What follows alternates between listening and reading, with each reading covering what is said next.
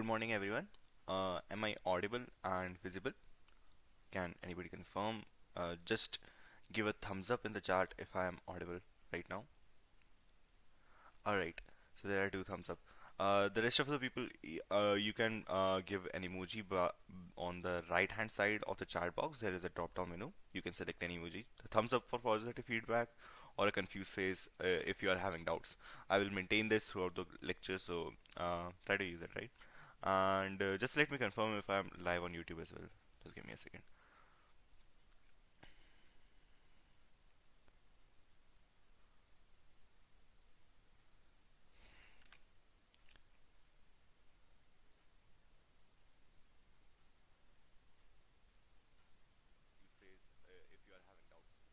Right.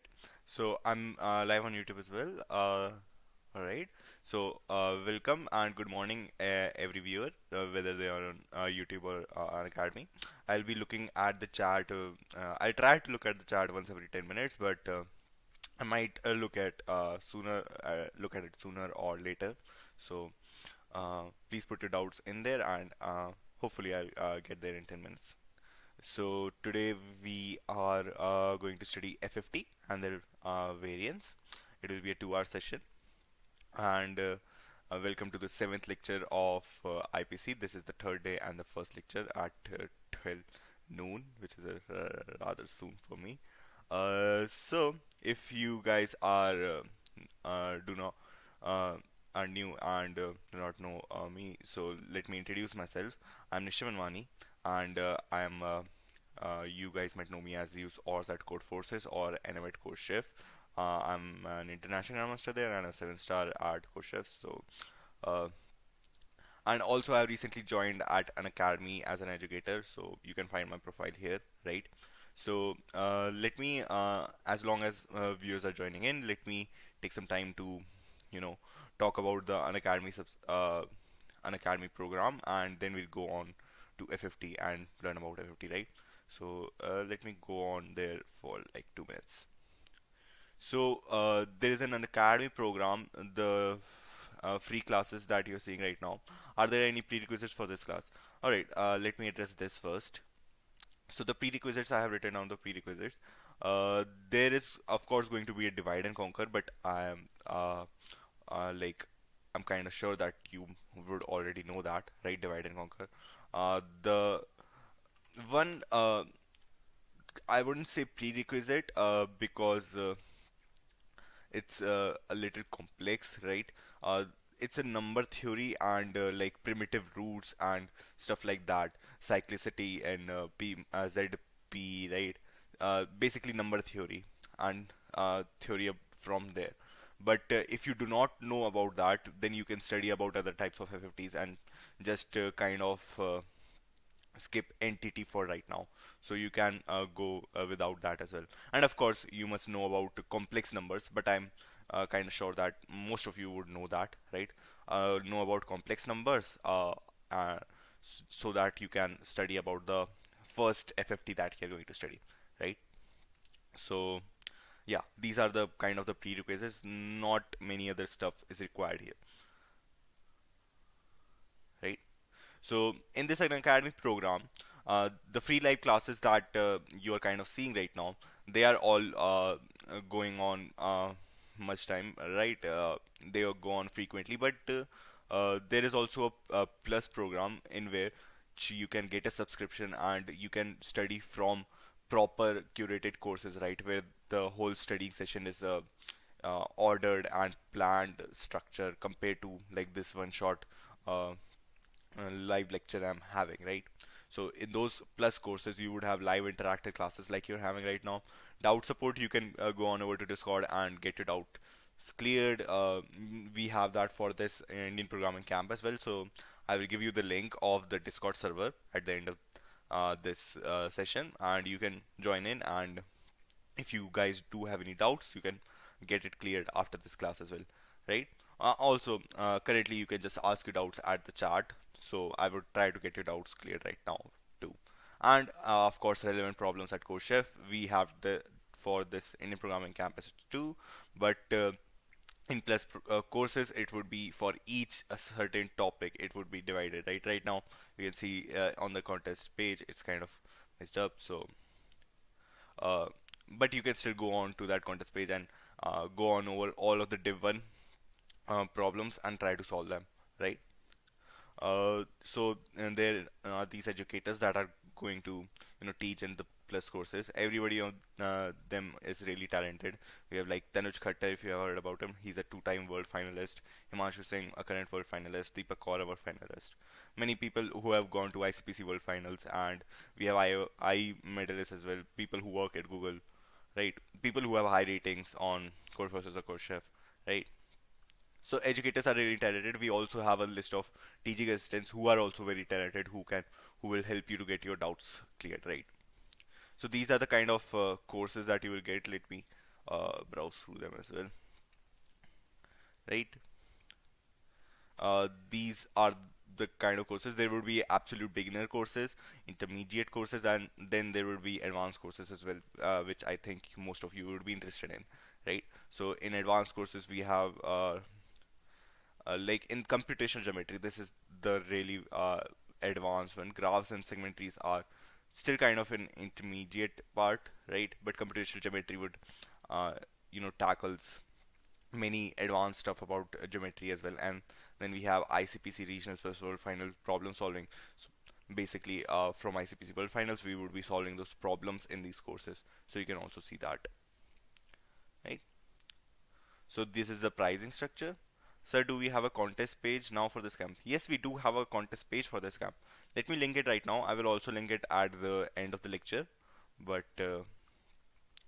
yeah, we have three different contest pages for Division 1, Division 2, Division 3. I have selected 5 problems from FFT, I think. And it would be, mixed with all of the other uh, types of problems to try to find them out, right? This is the contest page, and you can see the problem codes at least there, and then you can from those problem codes see the problem description by googling them or something like that. So this is the pricing structure where 6,000 per month or less than 3,000 per month, but you can apply a code NM for to get a 10% off, right? And it would get a 10% off on each of the plans. So yeah, without any further ado, let's start on FFT, right? So FFT we are going to study, which is commonly known as Fast Fourier Transform. If any of you have any doubts is kind of are troubled at any section, just give a thumbs up. Right now, you can give a thumbs. Just you can give a confused face, right? If you are do understand this, you can give a thumbs up right now. It would help me to understand, right? Fast Fourier Transform. Basically, we are trying to do Fourier transform in a fast way. That is what this means. But what is Fourier transform and why do we require it? First, I will go into why do we require it, then the algorithm itself and somewhat of its variant entity. Then I will go into its implementation, show how does FFT work, right? And then I will go back and show some more variants of FFT, right? So let's start from the objective here, right? The objective is polynomial multiplication, the most popular kind of objective, right?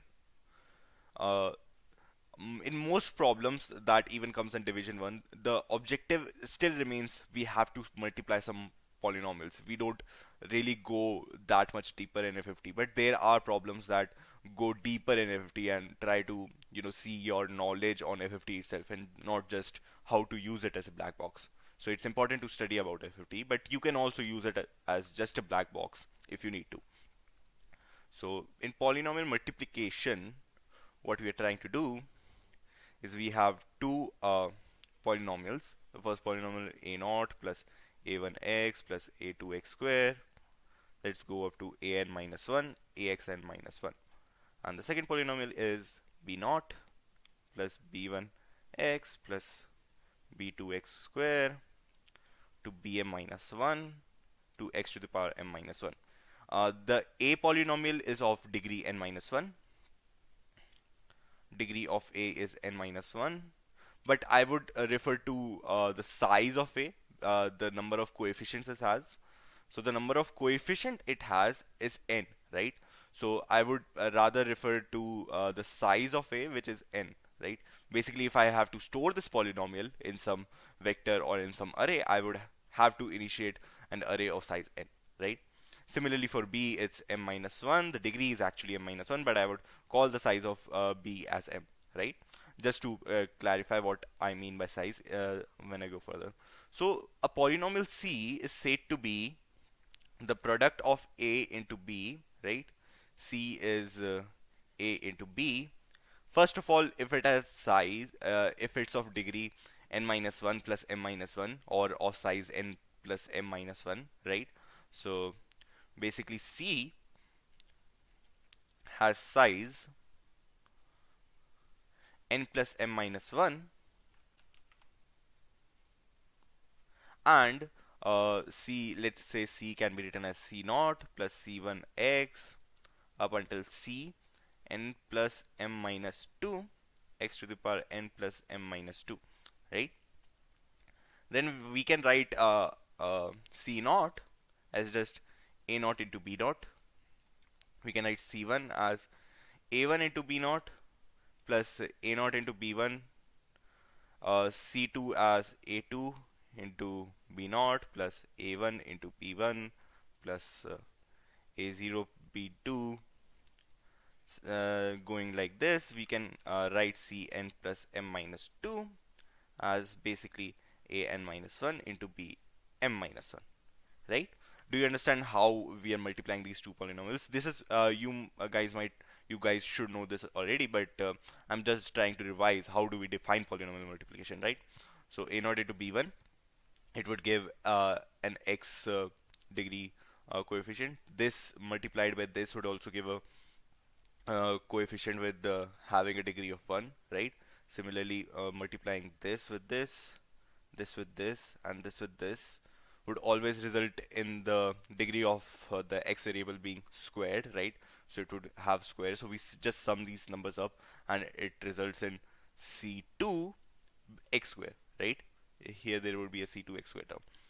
So did you all understand what what polynomial multiplication means? Just give a thumbs up if you do understand this. Right? So this should be simple, but how do we do this in code format, right? How do we proceed to do this in our implementation? So one way you can do is just try to multiply, you know, go from I from 0 to n minus 1, j from 0 to m minus 1, and add ci plus j plus equal to ai into bj, right? Where I have initialized all of the c's, right, as 0. I have initialized all of the c's as 0, and I'm just using these two loops to multiply ai into bj and just add them up in ci plus j, right? This Sudoku should be clear what I'm trying to do here. But the time complexity here is going to be big of n into m, right? It's just a nested loop, so it's going to have a time complexity of big of n into m. By FFT, right, we are just trying to improve on this time complexity, which doesn't seem really, you know, apparent from this kind of loops. Or from this kind of loops or from this kind of definition, we cannot see in how and just how can we improve on this time complexity, right? We cannot see such a method, but there exists such a method, and it's basically what we are doing here, right? Is we are first adding some numbers up, right? First we are transforming the degree of n minus 1 polynomial to degree of n minus m, right? So a is now going to be a naught plus up until an minus 1 axn minus 1 plus 0 into xn plus 0 into xn plus 1, etc., right? Up until 0 into x n plus m minus 1, right? So it gets transformed into size of uh, n plus m minus 1. Sorry, I should have write 2 here, right? So we have a polynomial a like this. I would similarly transform b, so it would have a size of n plus m minus 1. Basically, I'm appending zeros at the end of the vector in code format, right? But after I have transformed these two polynomials, what I'm going to do is I'm going to transform them into some point value form, right? Let's say I transform them, right? We are talking about a as a polynomial in terms of x, right? So I write 0 comma a0. Basically, I want to know what is the value of the polynomial at x is equal to 0. I write that paired with 0, right? And a0 is going to be a naught here basically, but 0 comma a naught, we write one point value term like this. This is called a point value term, right? A point value term. Similarly, I write 1 comma a1, 2 comma a2. I go like this up until to the size of a, and right now we have transformed the size of a, right? So we are going to go up until n plus m minus 2 comma a n plus m minus 2, right? So we have n plus m minus 1 point value pairs, right? We have n plus m minus 1 point value pairs. Similarly, we are going to convert b, right? Is there any confusion on how would we convert this? I see a confused face there. That's why I'm asking this right now. Basically, we're putting the value of 0 in here, right? And I'm just evaluating the polynomial. The time complexity to calculate a naught is going to be big of n plus m minus 2, right? Because or n plus m basically, because I'm going through each term and trying to see what its value is, and I'm just calculating that value, right? So the whole complexity is going to be big of n plus m square. It doesn't seem improved right now, but we will come back to this step, right? But the time complexity is big of n plus m square right now. Just keep that in mind. I will say that, Samarth, in a while, right? Is a0 the value of ax at 0? Yes, it is the value of the polynomial a when we put x is equal to 0 there. Then it results in a0. When we put x is equal to 1, it results in a1, right?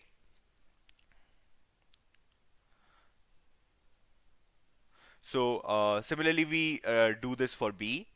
B would also get n plus m minus 2 pairs. And then we multiply a naught into b naught for 0, right? Because cx is equal to ax into bx, right? So the value of c at 0 is just going to be a0 into b0, right? That is what our term here is, right? Or c1 is just going to be a1 into b1.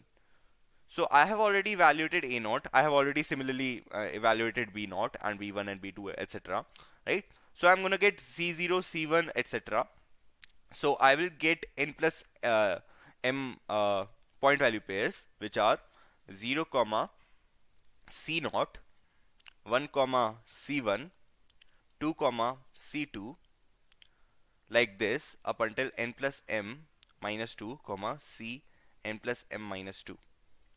And the important thing to note here is if we have a polynomial c of degree n plus m minus 2, or let's say some t degree, right?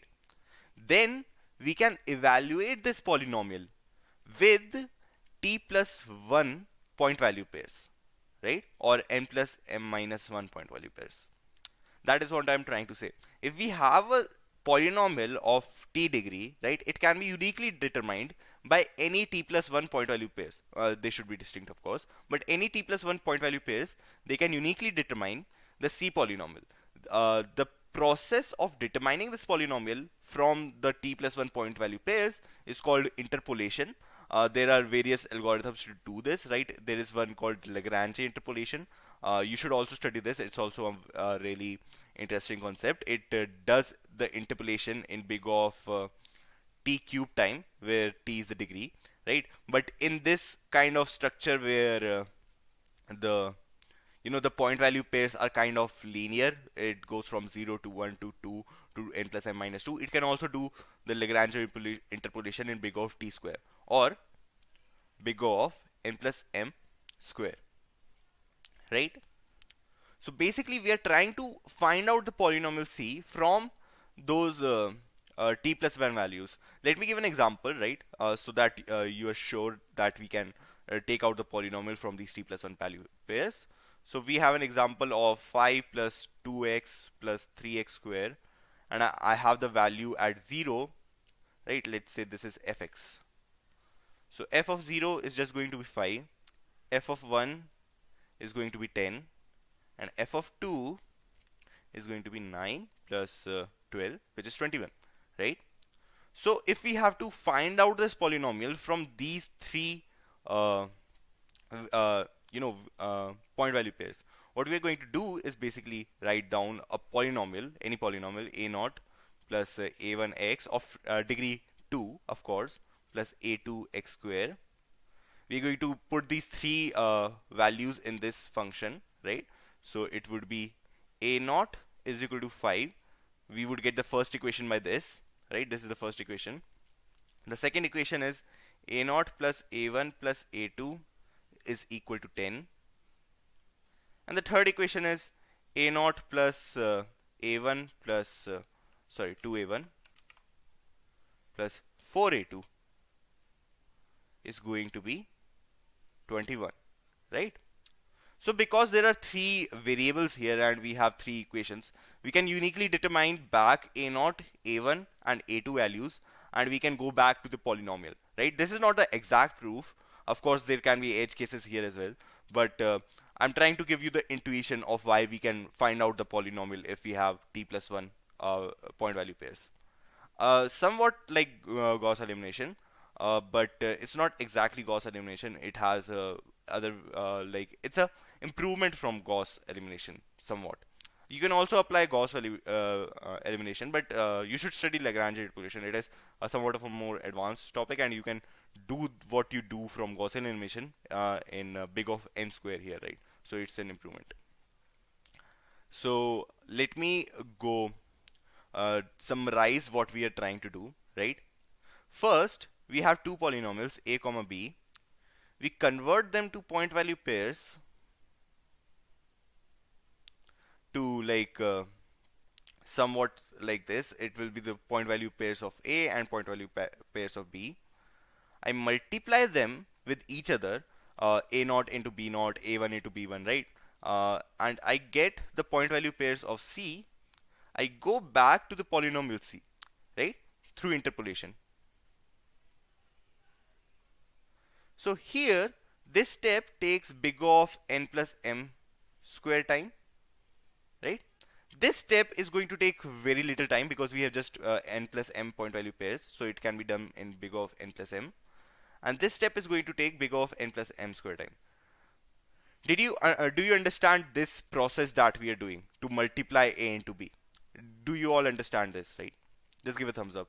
There are lots of confused faces. So what do you have a doubt in the interpolation part or in this part, or do you have a doubt in the whole process? If you do not have the doubt in the whole process, it doesn't really matter, because we are going to change how we interpolate and how we convert to point value pair in a little while, right? But you should understand what the process we are doing is. The whole process, alright. So we have two polynomials, right? And I'm just seeing what the polynomials values are at certain points.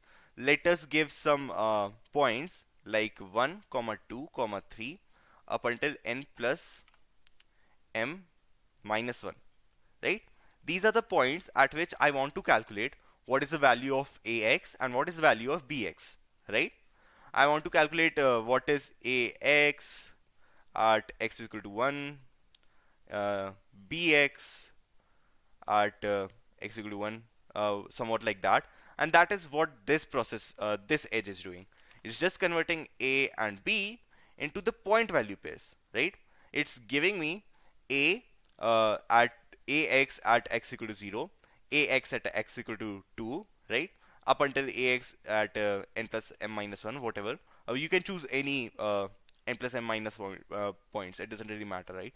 And similarly, we are doing for b. Then I'm calculating c0 is equal to a0 into b0, and c1 is equal to a1 into b1. Similarly, I'm going like this up until c n plus m minus 1 is equal to a n plus m minus 1 into b n plus m minus 1. This is a multiplication part I'm doing. Basically, I'm trying to compute the point value pairs of c, right? I do not require the a and b point value pairs. I'm require the c point value pairs. And then, because I can evaluate any polynomial of degree t from t plus 1 point value pairs, I go back from this point value pair form to the polynomial, right? Which is referred to as interpolation. You can do Lagrange interpolation, or you can do Gaussian elimination, somewhat thing like that. It doesn't really matter because that's not what we are going to do.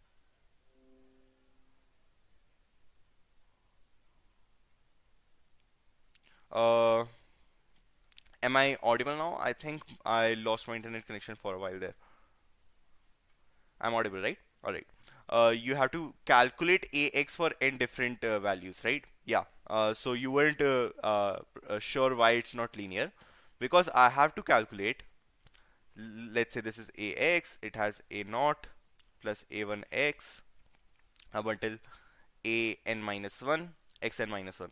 So to calculate this value at let's say some x naught, right, or let's say at 5, I would have to evaluate a naught plus a1 into 5 plus a2 into 5 square plus a3 up until like an minus 1 into 5 to the power n minus 1. This process is already taking big O of n time.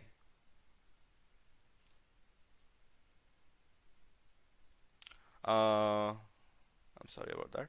This process is already taking big O of n time, and we are calculating this at n plus m minus 1 values, so it's going to take a big O of n plus m square, right? Alright, so let me check for any doubts. Yeah. So after we know what the entire process is going to be, and we also know where we have to optimize, right? Big O of n plus m is already really efficient enough. Just the interpolation part and the uh, conversion to point value pair part is really cost inefficient, right? It's going to take much time. So we should choose some values, some special values at which we can calculate these point value pairs, right? We should choose some such values such that we can calculate these point value pairs in really efficiently, right? We should be able to do this process and do the inverse process really efficiently, and this process is going to just going to take big O of n plus m. Doesn't really matter at which points we are doing this uh, inverse of interpolation and interpolation at. We just have to select some special values, and that is what FFT does, right? Fast Fourier transform, not exactly fast Fourier transform, it's fast DTT, or discrete transform, right?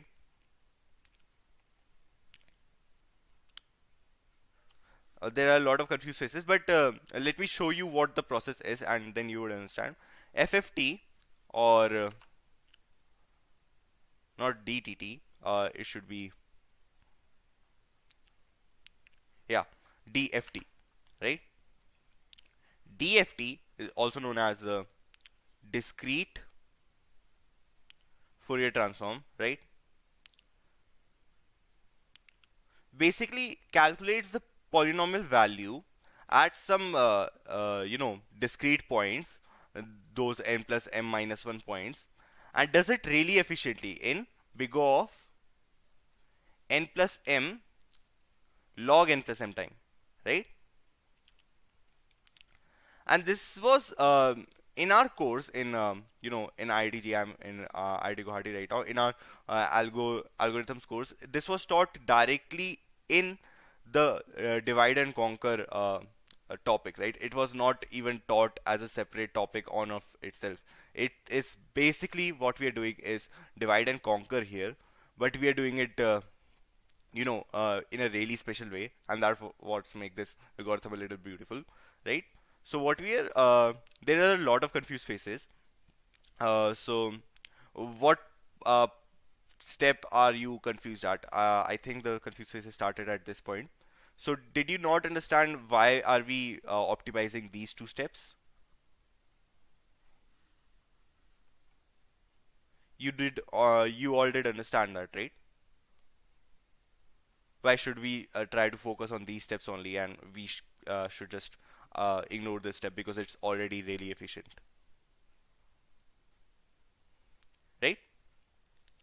So in here, in discrete Fourier transform, what we are choosing, um, we chose the points at which we are trying to calculate the point value pair is 0, 1 up until n plus m minus 2 or something like that, right? But now I'm going to choose omega not n. Let's say the size of our polynomial is n from now on, right? The size of the polynomial was n plus m minus 1, but I'm just going to assume it's n now, right? Omega on, omega 1n, omega 2n, up until omega n minus 1n. And what is this omega points? This is the in omega naught, omega 1, omega square, etc. are the roots of the polynomial x to the power n is equal to 1, right? It's just the roots of this polynomial. All of these numbers are just the roots of this polynomial, which is x to the power n minus is equal to 1. If n was, let's say, right, if n was 2, x square is equal to 1, then omega naught 2 is just 1, and omega naught 1 is just minus 1, right? If it was, let's say, n was actually 4, right, then omega naught 4 is 1, omega 1 4 is I, which is root of minus 1, omega 2 4 is minus 1, and omega 3 4 is minus I, or minus of root of minus 1, right? Basically, if we have some n, and this is the complex number line, right? In this direction we have the I direction, and in this direction we have the 1 direction, right? Or the real number line. In this graph, if we are supposed to plot the separate omega values, so they would look something like this, right? This is omega naught n, which is always going to be 1. Then this is omega 1n, this is omega 2n, right? All of these values have modulus 1, and we go on like this up until omega n minus 1n. Did you all understand what these omega values are? It requires a little bit of knowledge of complex numbers, but did you all understand how we are choosing our complex numbers? Not how we are choosing, but what are we choosing here, right? By choosing this, our conversion to point value pairs is going to be really efficient, and we'll see how, right?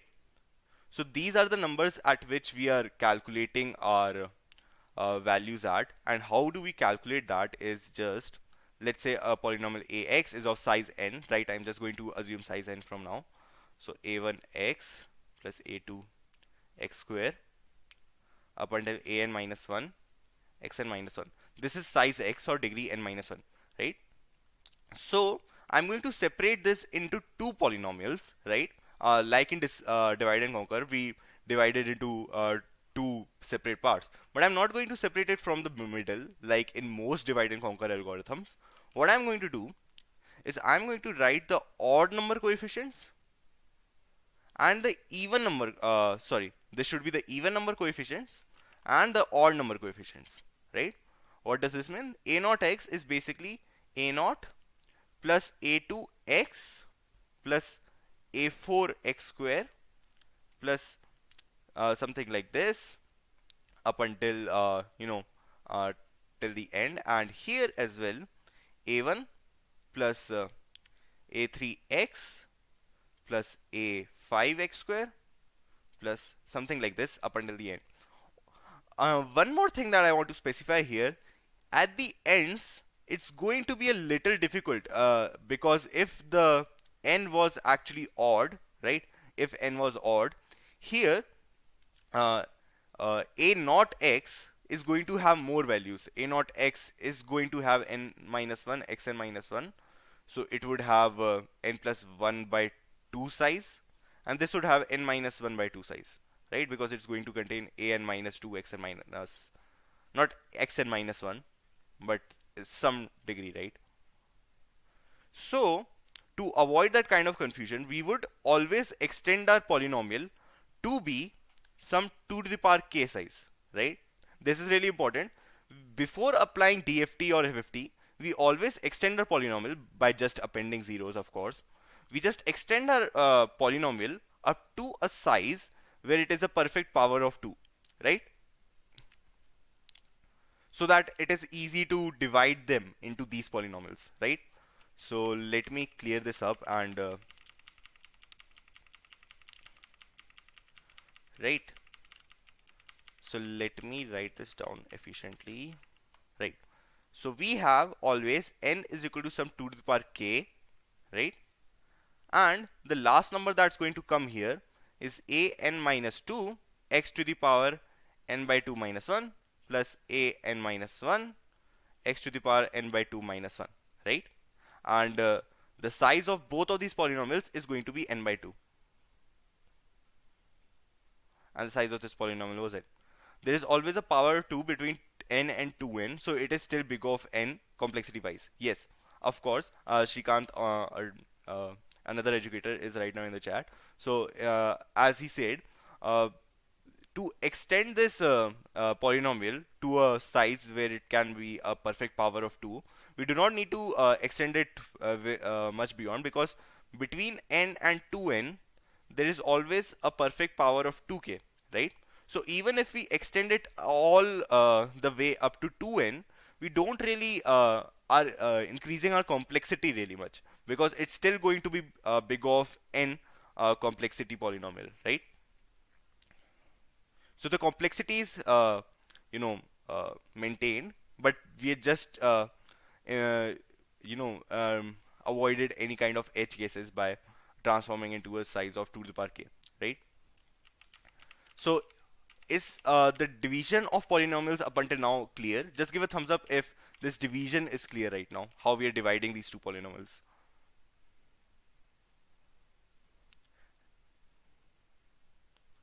Right?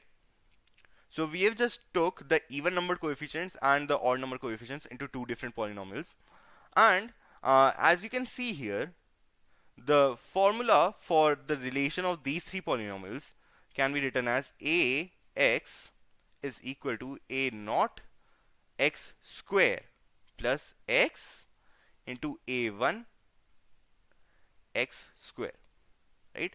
This is the final formula, and if you are confused about this formula, try to put x square here. So all of this would be transformed into x square, x to the power 4, up until x to the power n minus 2, and if we are putting x square here, it would be transformed into x square, x to the power 4, etc. And if you multiply an x there, it would actually be x cube, x to the power 5, etc. Right? And if we add these two, a naught plus a1x, a2x square plus a3x cube plus a4x to the power 4 plus a5x to the power 5. So it's basically trivial to find out this formula, but we are also writing down this formula, and you should understand how this formula came about to be, right? So all of the confused faces, was this the doubt, or is there any other doubt that you're confused at? I think when I wrote this equation, most of the confused faces started coming up. Understood what are we doing, but not why are we doing. Yes, that is right now not clear, but I'm going to there is not really much intuition here as to understand why we are doing what we are doing, right? It is not clear up until the last of the algorithm, when we are when we will see how we are combining these two polynomials to the final polynomial afterwards, right? But up until then, it's going to be a little confusing as to what is the objective of doing this, right? It's not an intuitive way, but it works, and it gives us a time complexity of big of n log n, right? So did you all understand this? Just give a thumbs up again, because there are a lot of confused faces. So the confused people, can you try to pinpoint your doubt so I can try to clear up where the doubt is, right?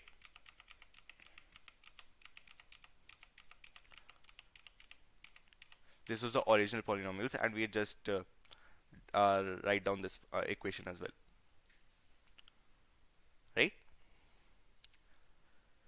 So if everybody has understood this part of the algorithm, how we have divided this into two, right? After dividing these into two different polynomials, what we are going to do is just apply FFT on each polynomial itself, right? We just going to apply FFT on a naught x, and we are just going to apply FFT on a1x, and recursively, it is DFT a different thing from FFT, or are the terms used interchangeably? I'm using them interchangeably right now, but in actuality they are different. FFT is more closely related to mathematics, but what we actually use in computational programming is DFT or entity, right? So what we are actually doing right now is DFT, but I'm just going to say FFT, right? So after these, we have broken it into two polynomials. We are, like Ahan said, we are going to use divide and conquer. We're going to calculate the FFT at each polynomial, right? And because I did not understand the part about roots of 1, are you sure about, have you read about complex numbers? Because if you have not, it is going to be a little difficult to understand that. So I think you should learn about complex numbers first, and then try to grasp this, right? I'm sure you must know about complex numbers. So you can see this graph, right? This is the imaginary and real graph. This is the real number line. This is the imaginary number line. This is taught in high school, I think. So this is omega naught n. This is omega 1 n. This is omega 2 n, and stuff like that. FFT is the name of the algorithm to compute the discrete Fourier transform. Yeah, you can see it like that as well. We are trying to compute the DFT, or the discrete Fourier transform, and fast Fourier transform is the name of the algorithm, right? But how are we using the roots? Alright, I'll just explain how are we using the roots, right? So after we have computed the FFT at the two different polynomials, what we get is the point value form, right? And what is the point value form we get at a naught? A naught x was a polynomial of size n by 2, right? It was a polynomial of size n by 2, and so we will get the a point value form as omega naught n by 2 comma a naught omega naught n by 2, right? This is the first point value form. The second point value form is omega 1 n by 2 comma a naught omega 1 n by 2, right? Similarly, like this, going up till omega n by 2 minus 1 n by 2 comma a naught omega n by 2 minus 1 n by 2, right? This is the point value form that we are getting, right? Similarly, for a1x, it has also a size n by 2, so we are going to get omega naught n by 2 a1 omega naught n by 2 omega 1 n by 2 a1 omega 1 n by 2. Similarly, going like this to omega n by 2 minus 1 n by 2 comma a1 omega n by 2 minus 1 n by 2. Is this clear? By recursively just going into the algorithm, we're going to get these values corresponding to the discrete Fourier transform of the polynomial a naught x and the polynomial a1x, right? This should be clear. We are just computing the FFT at each of these two polynomials separately, right? So we get these two point value forms. Now, if we go back and see this function, right, ax is equal to a naught x square plus x into a1 x square. From this function, we're going to calculate the values that we require. What values do we require for the first polynomial, which is ax? The values that we require is omega a omega naught n, and we require a omega 1 n, and so on up until a omega n minus 1 n. So let's call any one of this as right, a omega I n, where I is any number from 0 to n minus 1, right? So a omega I n is just going to be from this function that we have seen. It's going to be a naught omega I square omega I n square, right, plus omega I n into a1 omega I n square. Did you understand what I have written here? Right? This is a crucial step in the algorithm. This is how we are going to calculate the DFT values for the original polynomial from the values that we have calculated at a0 and the values that we have created at a1, right? So a simple thing that you can note is omega I n squared is nothing but omega 2i n, right, or is nothing but omega I n by 2, right? This is one thing that you should note. This is not really too much complex. This is just the properties of complex numbers, right? If I can write omega I n as nothing but e to the power minus I by whatever form that we write complex numbers. I have not studied complex numbers in a while, so it's kind of difficult. But we write that in that form, or basically, you know, cos I by 2 pi plus I sine 2 pi, and we just confirm, transforming them into these values. 2 pi I by n, sorry, minus I 2 pi by n. Alright, so I'm going to believe you, and I'm just going to write e to the power minus I 2 pi by n, right? This is going to be the value, and this is going to be same as this value, and this is also going to be the same as this value, right? So it's basically the same, right? So instead of this function, what I'm going to write is a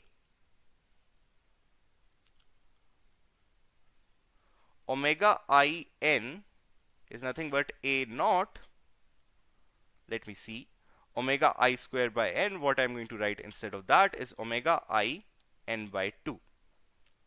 And what I'm going to write here, omega I n into a1, what I'm going to write instead of that is plus omega I n a1 omega I n by 2, right? Did you all understand this, what I've written here? I just transformed the function equation that I wrote before to here. Just give, I'm just reminding you all to give thumbs up, because it helps you to understand where are you all right now, right? So this would work for 0 of for I from 0 to n by 2, right? Minus 1. It is going to work from 0 to n by 2 minus 1 when I is that, because we have those values already, right? Is this why we choose omega? Yes, this is why we choose omega, so we can efficiently calculate it, right? 3 classes running simultaneously, it's difficult for us, because those are 3 different tracts. One is division 1, one is division 2, one is division 3.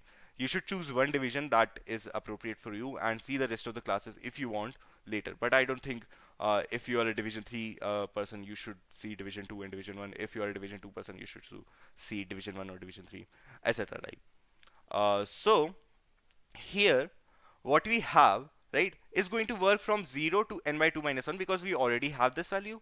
We not this value, we already have this value, we already have this value, and we are going to calculate omega I n, and we are just going to get omega I n for these values. But we cannot for the function after n by 2 minus 1, right? What we are going to do is we are just going to tweak it a bit, and after some calculations the function looks like this: omega I minus n by 2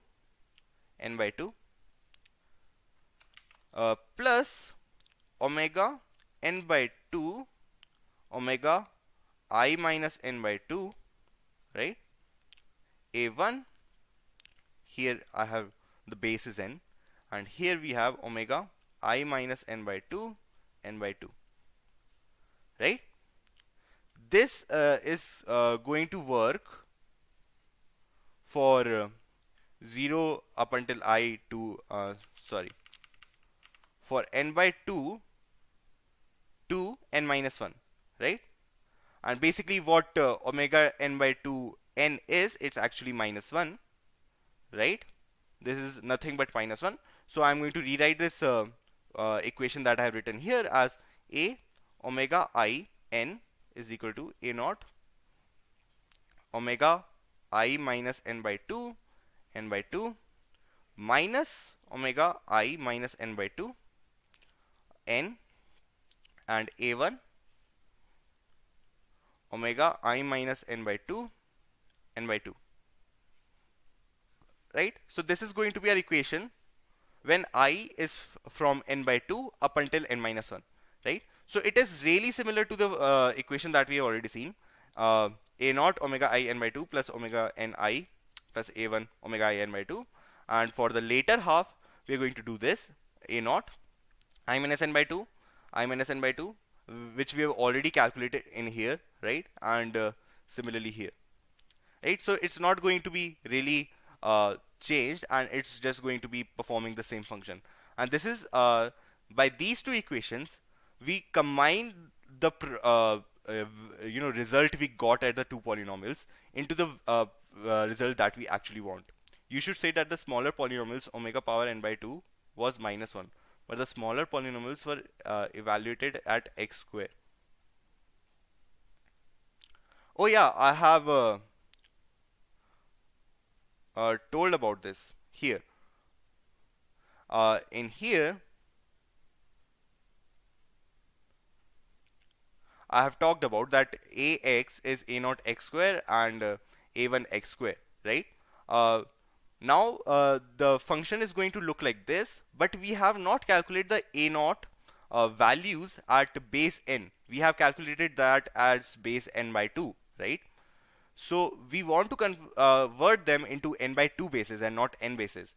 That's where this process comes in, where omega I n square is basically omega I n by 2, and then we have converted them into n by 2 bases, and that's how we are going to get these values, right?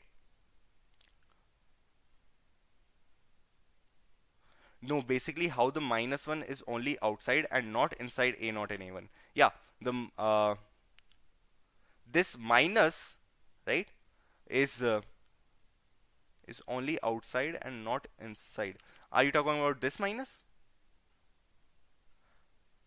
This minus is of course in this function and is not going to impact the values inside these polynomials, right?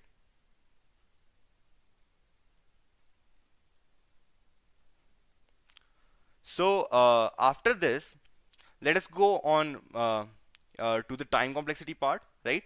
We have completed our FFT, we have got the point value pairs that we required, and all of this is going to take, right? Let's say the time complexity that we required in a bigger, let's say the time complexity that we require to evaluate the DFT of n size polynomial is Tn.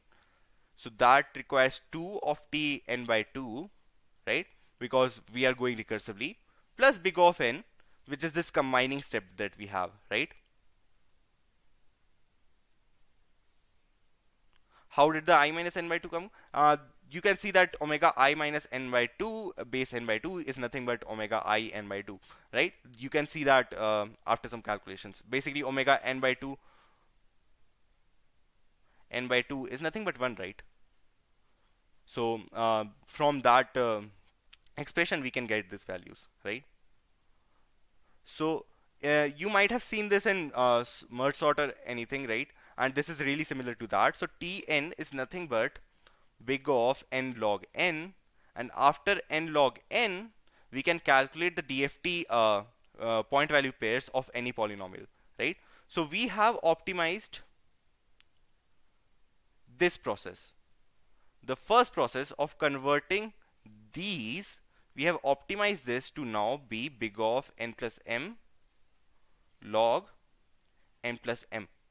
We are just going to multiply them to get the point value form of C, and then we are going to do something called inverse FFT to calculate the inverse of to basically interpolate these values into the final polynomial C, right? So did you all understand where we are at the process in polynomial multiplication?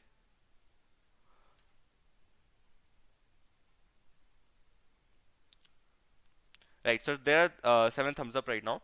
So let me go on over to the inverse FFT, and it's going to be really similar to how we do FFT, right? I'm not going to show the implementation right now, but I will show the implementation once I've taught entity, because entity is a thing that we generally do, right? And FFT is just the conceptual part. Sometimes it's required in competitive programming too, but whatever stuff we do with FFT, I generally prefer to just do it with entity and just do some extra steps, right? How to polarize point after that? I'm not sure what do you mean by polarizing, but yeah. Let's go on over to inverse FFT, right? And you should note what we are doing up until now is in FFT, what we are doing is basically we are multiplying, right? A0, A1, A2, A3, A4 up until an minus 1, right? We are multiplying these by omega naught, omega,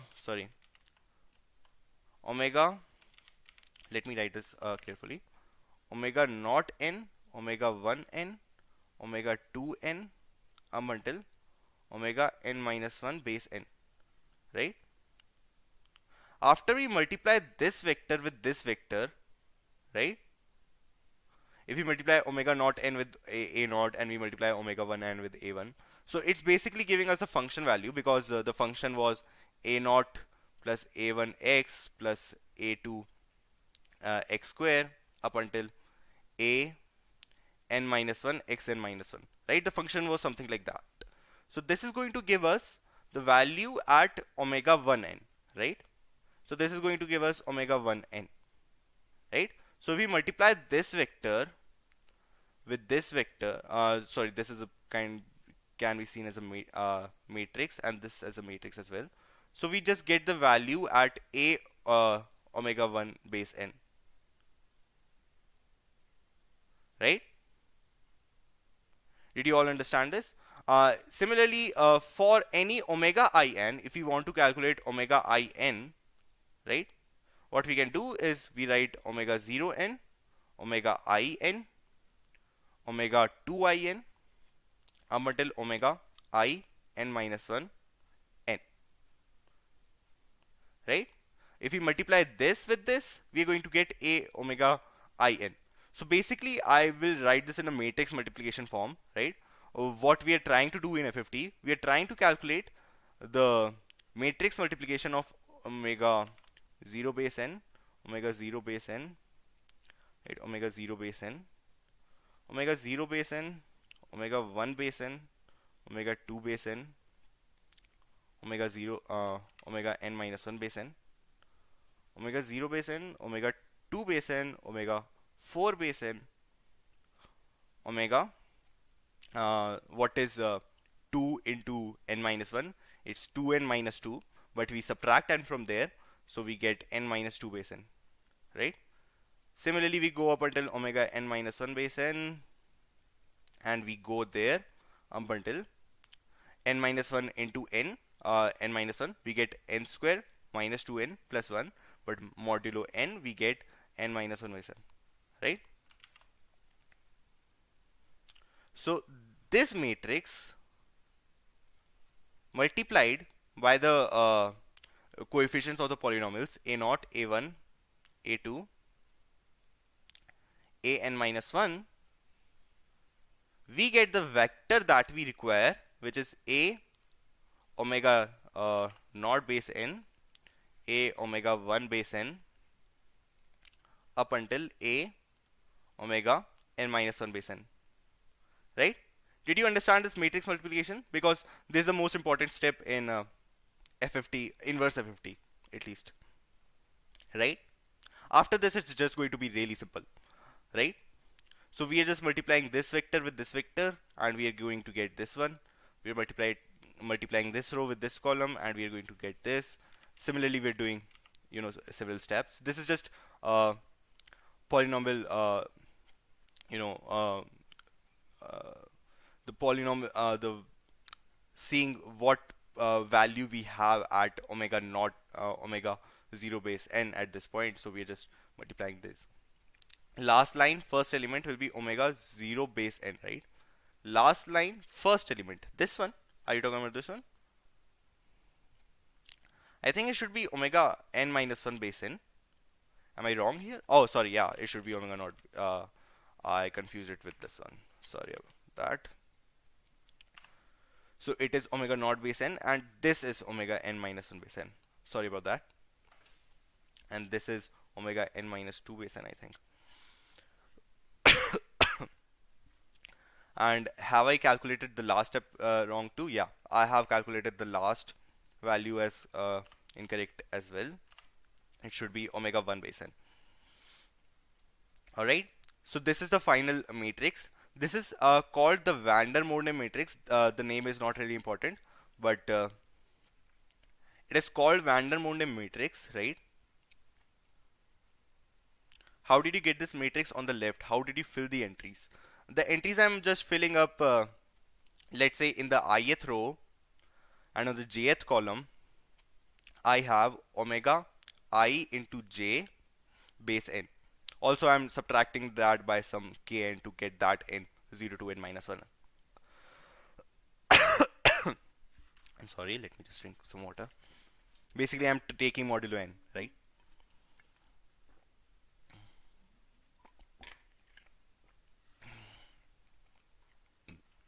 So, let me write this in a small format. Let the van der Moorne matrix be something, let's say A, and the coefficients be let that be B. Sorry, let the first matrix be B. Let the coefficient vector be A, and we are getting the result C, right? So in inverse FFT, we have done this as FFT in n log n time, right? We have basically done this in n log n time in FFT. In inverse FFT, we are trying to calculate A is equal to B inverse of C, right? And this, the inverse of van der Moorne matrix is nothing but a matrix like this. This is van der Moorne matrix inverse, which would look like omega 0 n here, right? No changes in the first row. In the second row, it would look like minus 1 n, omega minus 2 n, up until omega minus n minus 1 base n. In the third row, it would be omega n, omega minus 2n, omega minus 4n. Basically, the exponents are getting multiplied by minus 1 at each element, right? And finally, we do 1 by n, outside the matrix. And this is the inverse matrix of van der Moorne matrix, right? Of course, to see does this really happen, you can try to multiply these two matrices and see it results in the identity matrix, right? But let's take my tongue for now, right? And sorry, my statement for now. And this is going to be the inverse matrix of van der Moorne matrix, and this is really similar to what FFT was doing, right? Now we just have to replace the omega 1 n by omega minus 1 n. We are going to calculate at the negative exponents, and finally, when we have all those values, we're just going to do 1 by n to get the final result. This is outside the matrix, so we have to do that as well. So these two changes from FFT to inverse FFT are: first, instead of calculating at the omega 1 base n, omega 2 base n, we are now evaluating at omega minus 1 base n, omega minus 2 base n, up until omega minus n minus 1 base n, and when we get the final result, we are just multiplying that by 1 by n, right? And when we multiply this with the result matrix, that is the point value pair that we got for C, we get the original polynomial back. We get the C0, C1, C2 up until Cn plus m minus 1, right? And we have now made this edge to be also efficient in n plus m log n plus m time. So the final process, this is taking big O of n plus m log n time. This is taking just big O of n plus m. This is taking big O of n plus m log n plus m time. So finally, our polynomial multiplication will take big O of n plus m log n plus m time, right? It's just going to take this and it's going to calculate the multiplication of these polynomials and give us the result in big O of n plus m log n plus time. How is the final process taking logarithmic time? The final process, this process, are you talking about the inverse of FFT?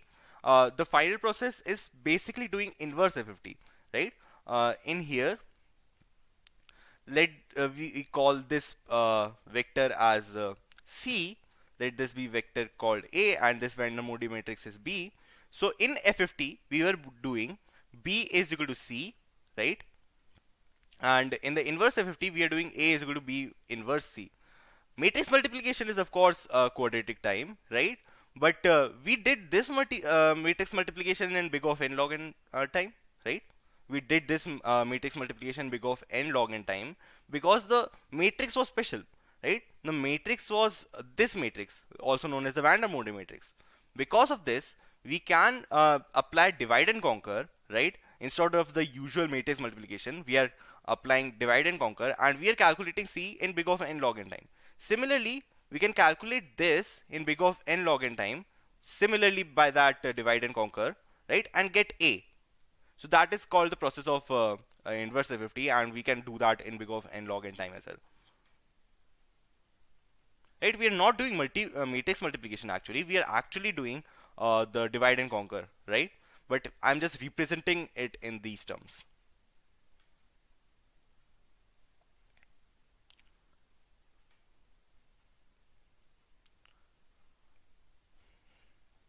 How the terms are what they are. Alright, so I have explained this over here, right? Let's say I'm trying to calculate some polynomial, the result of the polynomial at omega I base n, right? So it's going to be multiplied by omega 0 base n, omega I base n, omega 2i base n, up until omega I n minus 1 base n into a0 into a1 into a2 into a3, right? So omega 0 n into a0, which is basically this term, omega I n into a1, which corresponds with a1x, omega 2i base n with a2, that corresponds to a2x square, go on like this, and we have the final a omega I base n. Akul, did you understand it now? How the terms are what they are in the Vandermonde matrix?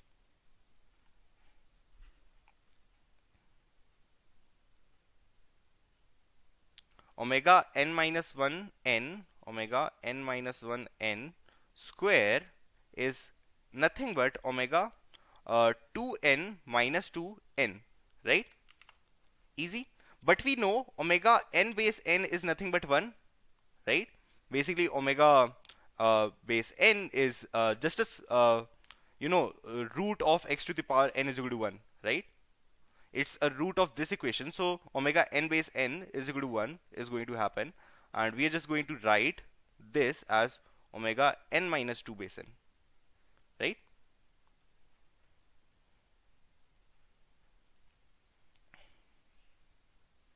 Did you understand it now? Alright. So after we have done FFT and after we have done inverse FFT, we have done the polynomial multiplication with big O of n plus m log n plus time, and then we are going to go into NTT, which is what's usually required in competitive programming contest, right?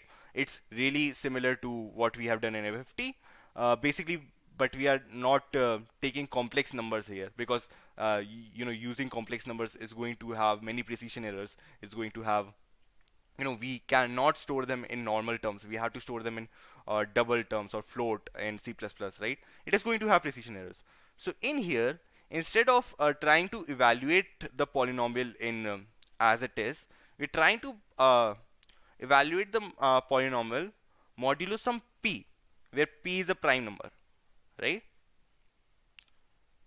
So we require the coefficients. We require the coefficients of the final polynomial, right? We are given the first polynomial, which is a. We're given the second polynomial, which is b, and we want to calculate c.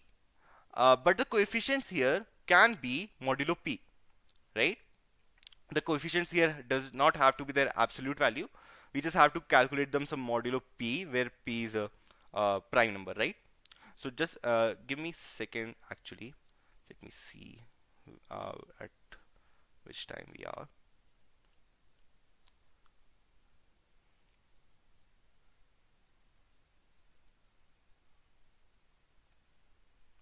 Alright, so we are rather very behind, so I don't think I can cover polynomial division as well. But let us go on over entity. I'll show the implementation and maybe see a nice problem, right?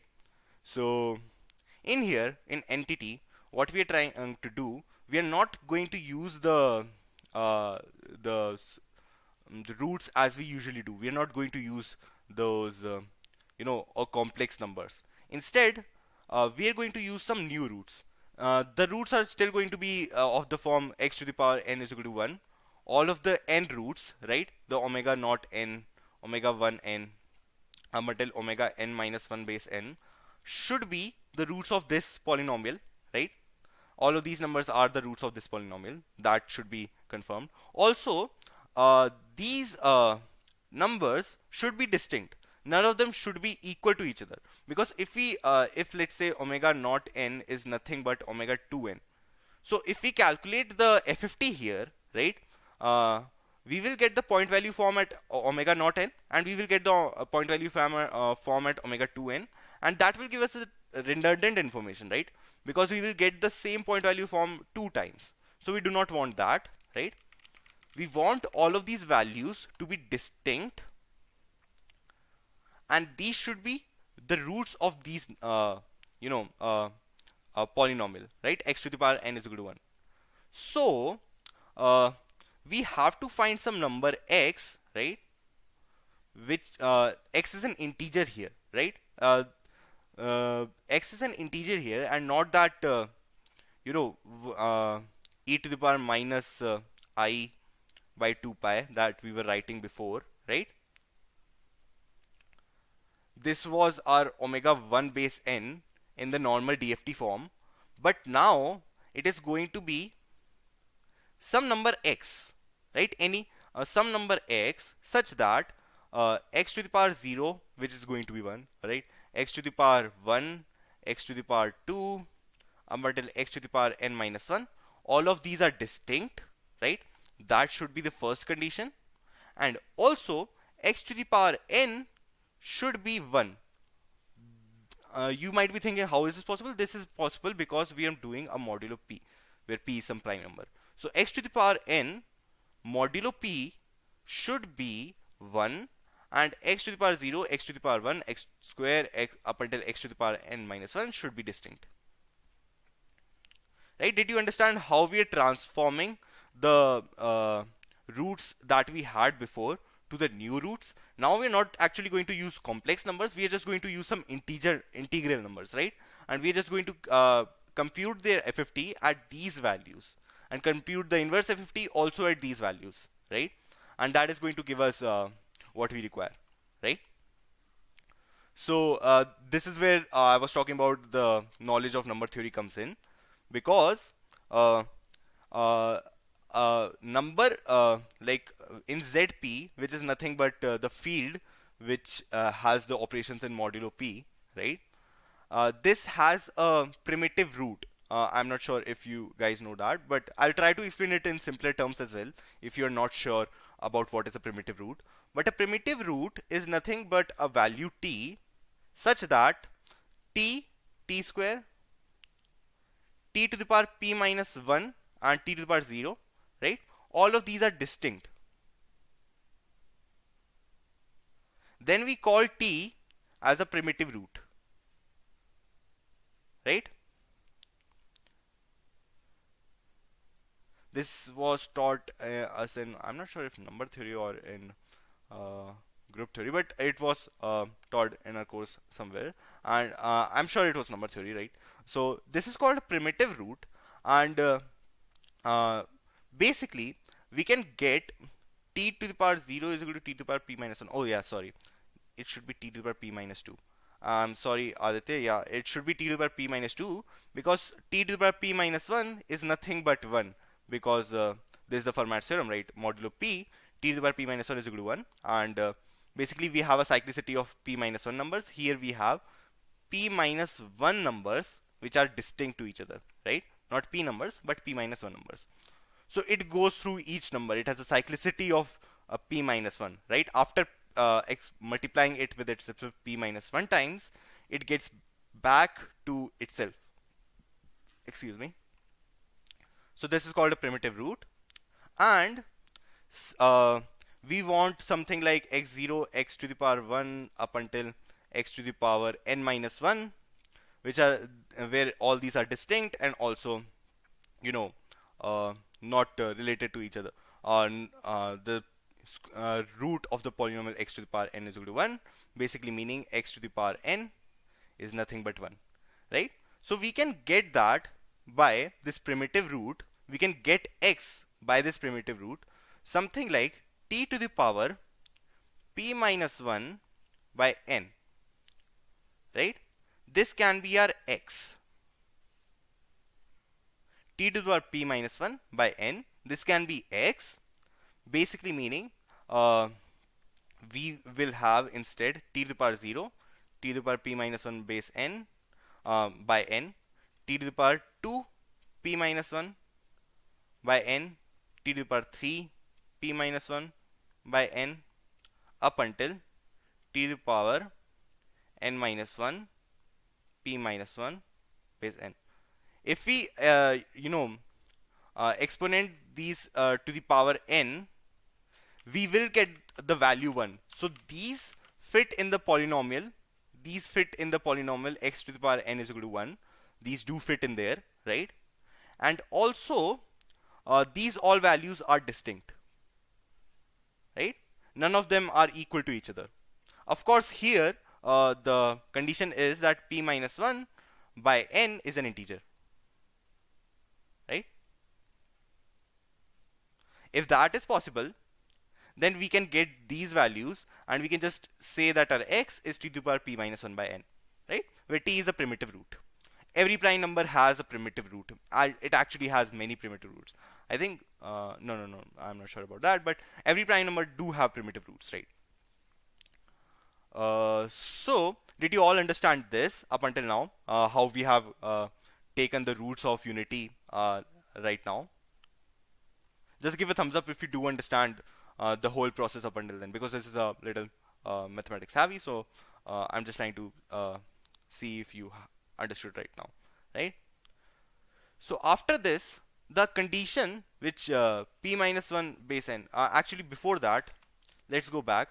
After we have computed these values, right, the roots of unity, this can correspond to omega 0 base n, this can correspond to omega 1 base n, this can correspond to omega 2 base n, and this can correspond to omega n minus 1 base n.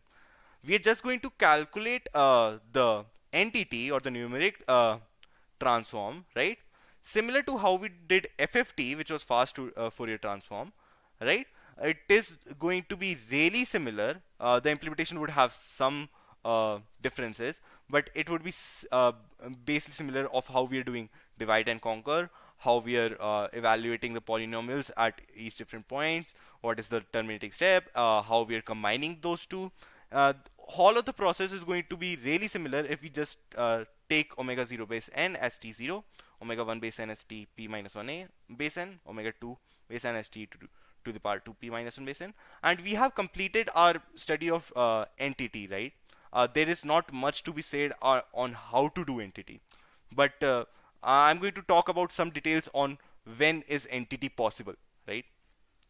So entity is possible. What if p minus 1 modulo n base is not equal to 0? Yes, that is a thing I'm trying to say, right? P minus 1 base n, what if it's not an integer? What if p minus 1 modulo n is not equal to 0, right?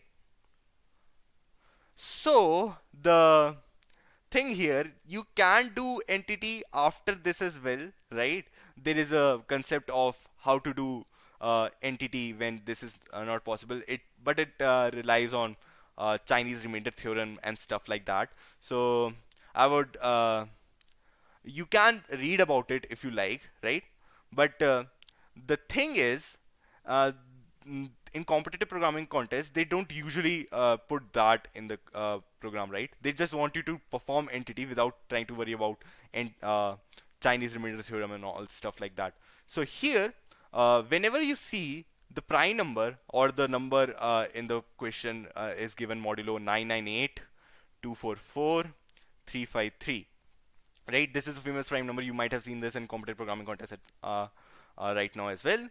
So this is famous because it was introduced to be able to do entity, because this is 7 into 17 into 2 to the power 23 plus 1, right? So basically, we when we talked before, I was talking about like n should be something to the power base to the power k, right? We can only perform FFT when n is some to the power k, right? So here, if we take some 2 to the power k less than equal to 23, right? And 2 to the power 23 is rather large. We don't require arrays that large. We generally do FFT on arrays of size 10 to the power 5 or 10 to the power 6. But any array that is less than equal to 2 to the power 23 and is of the form some 2 to the power k, that can perform entity here, because p minus 1, which is nothing but 7 into 17 into 2 to the power 23, if we take modulo by 2 to the power k, where k is less than equal to 23, this is going to give us 0, right? So it will always be divisible here, right? So 998244353 is, in informal terms, is entity-able, right? We can perform entity easily on here. There are some other prime numbers as well, whenever you see kind of a odd prime number that you have never seen before in a problem, right? I always recommend try to see if p minus 1, always try to factorize p minus 1. What is the factorization of p minus 1? If it has something like 2 to the power 17 or 2 to the power 18 into something, right? Then we know, alright, we can perform entity here. Maybe this is an entity question, and the problem setters are trying to convey that, right? So this is kind of the informal kind of trick that you kind of use, right? You cannot use this trick in 998244353 because in many problems they just keep this prime number, and generally we do not require to use entity in those kinds of problems. Problem setters just use this prime number without actually having to use entity, or if we do require to use entity. But if there is a really weird prime number and its factorization contains a large 2 to the power, then it's kind of sure that the problem requires entity to be used, right? So that can be that information can be used here, right? So did you all understand when our entity is going to work? When p minus 1, when the factorization of p minus 1 has a large 2 to the power k power, then we can use entity here. Sir, can you briefly repeat use once again? The use is the polynomial multiplication part. The use here is not... let me go on to a problem and then maybe you'll understand the use, right? Actually, mainly the last part. Alright, so to denote the last part, do you mean this, right? Here basically we have t was a primitive root and t to the power p minus 1 we have generated as x. So p minus 1 by n should be an integer, right? So p minus 1 should be an integer. So also in FFT we have seen that we keep n as some 2 to the power k, right? We want to keep n as 2 to the power k, so we can perform FFT over there, right? So we can perform divide and conquer there.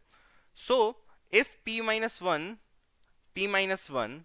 the factorization of p minus 1, let's say it's 2 to the power k1 into 7 into 19 or into 44, not 44, something 23, whatever after this. Basically, it's something 2 to the power k. And if if this k value is large, greater than 16, 17 or 18, right? Something big like that, then that means that we can perform entity on it on uh, sizes of our array as large as 2 to the power k, right? Basically, in 9 and 8, 2, 4, 4, 3, 5, 3, because the factorization is 7 into 17 into 2 to the power 23 plus 1, we can perform entity on arrays of sizes as large as 2 to the power 23 or let's say 10 to the power 7. We can perform entity on 10 to the power 7 size arrays here, kind of, right?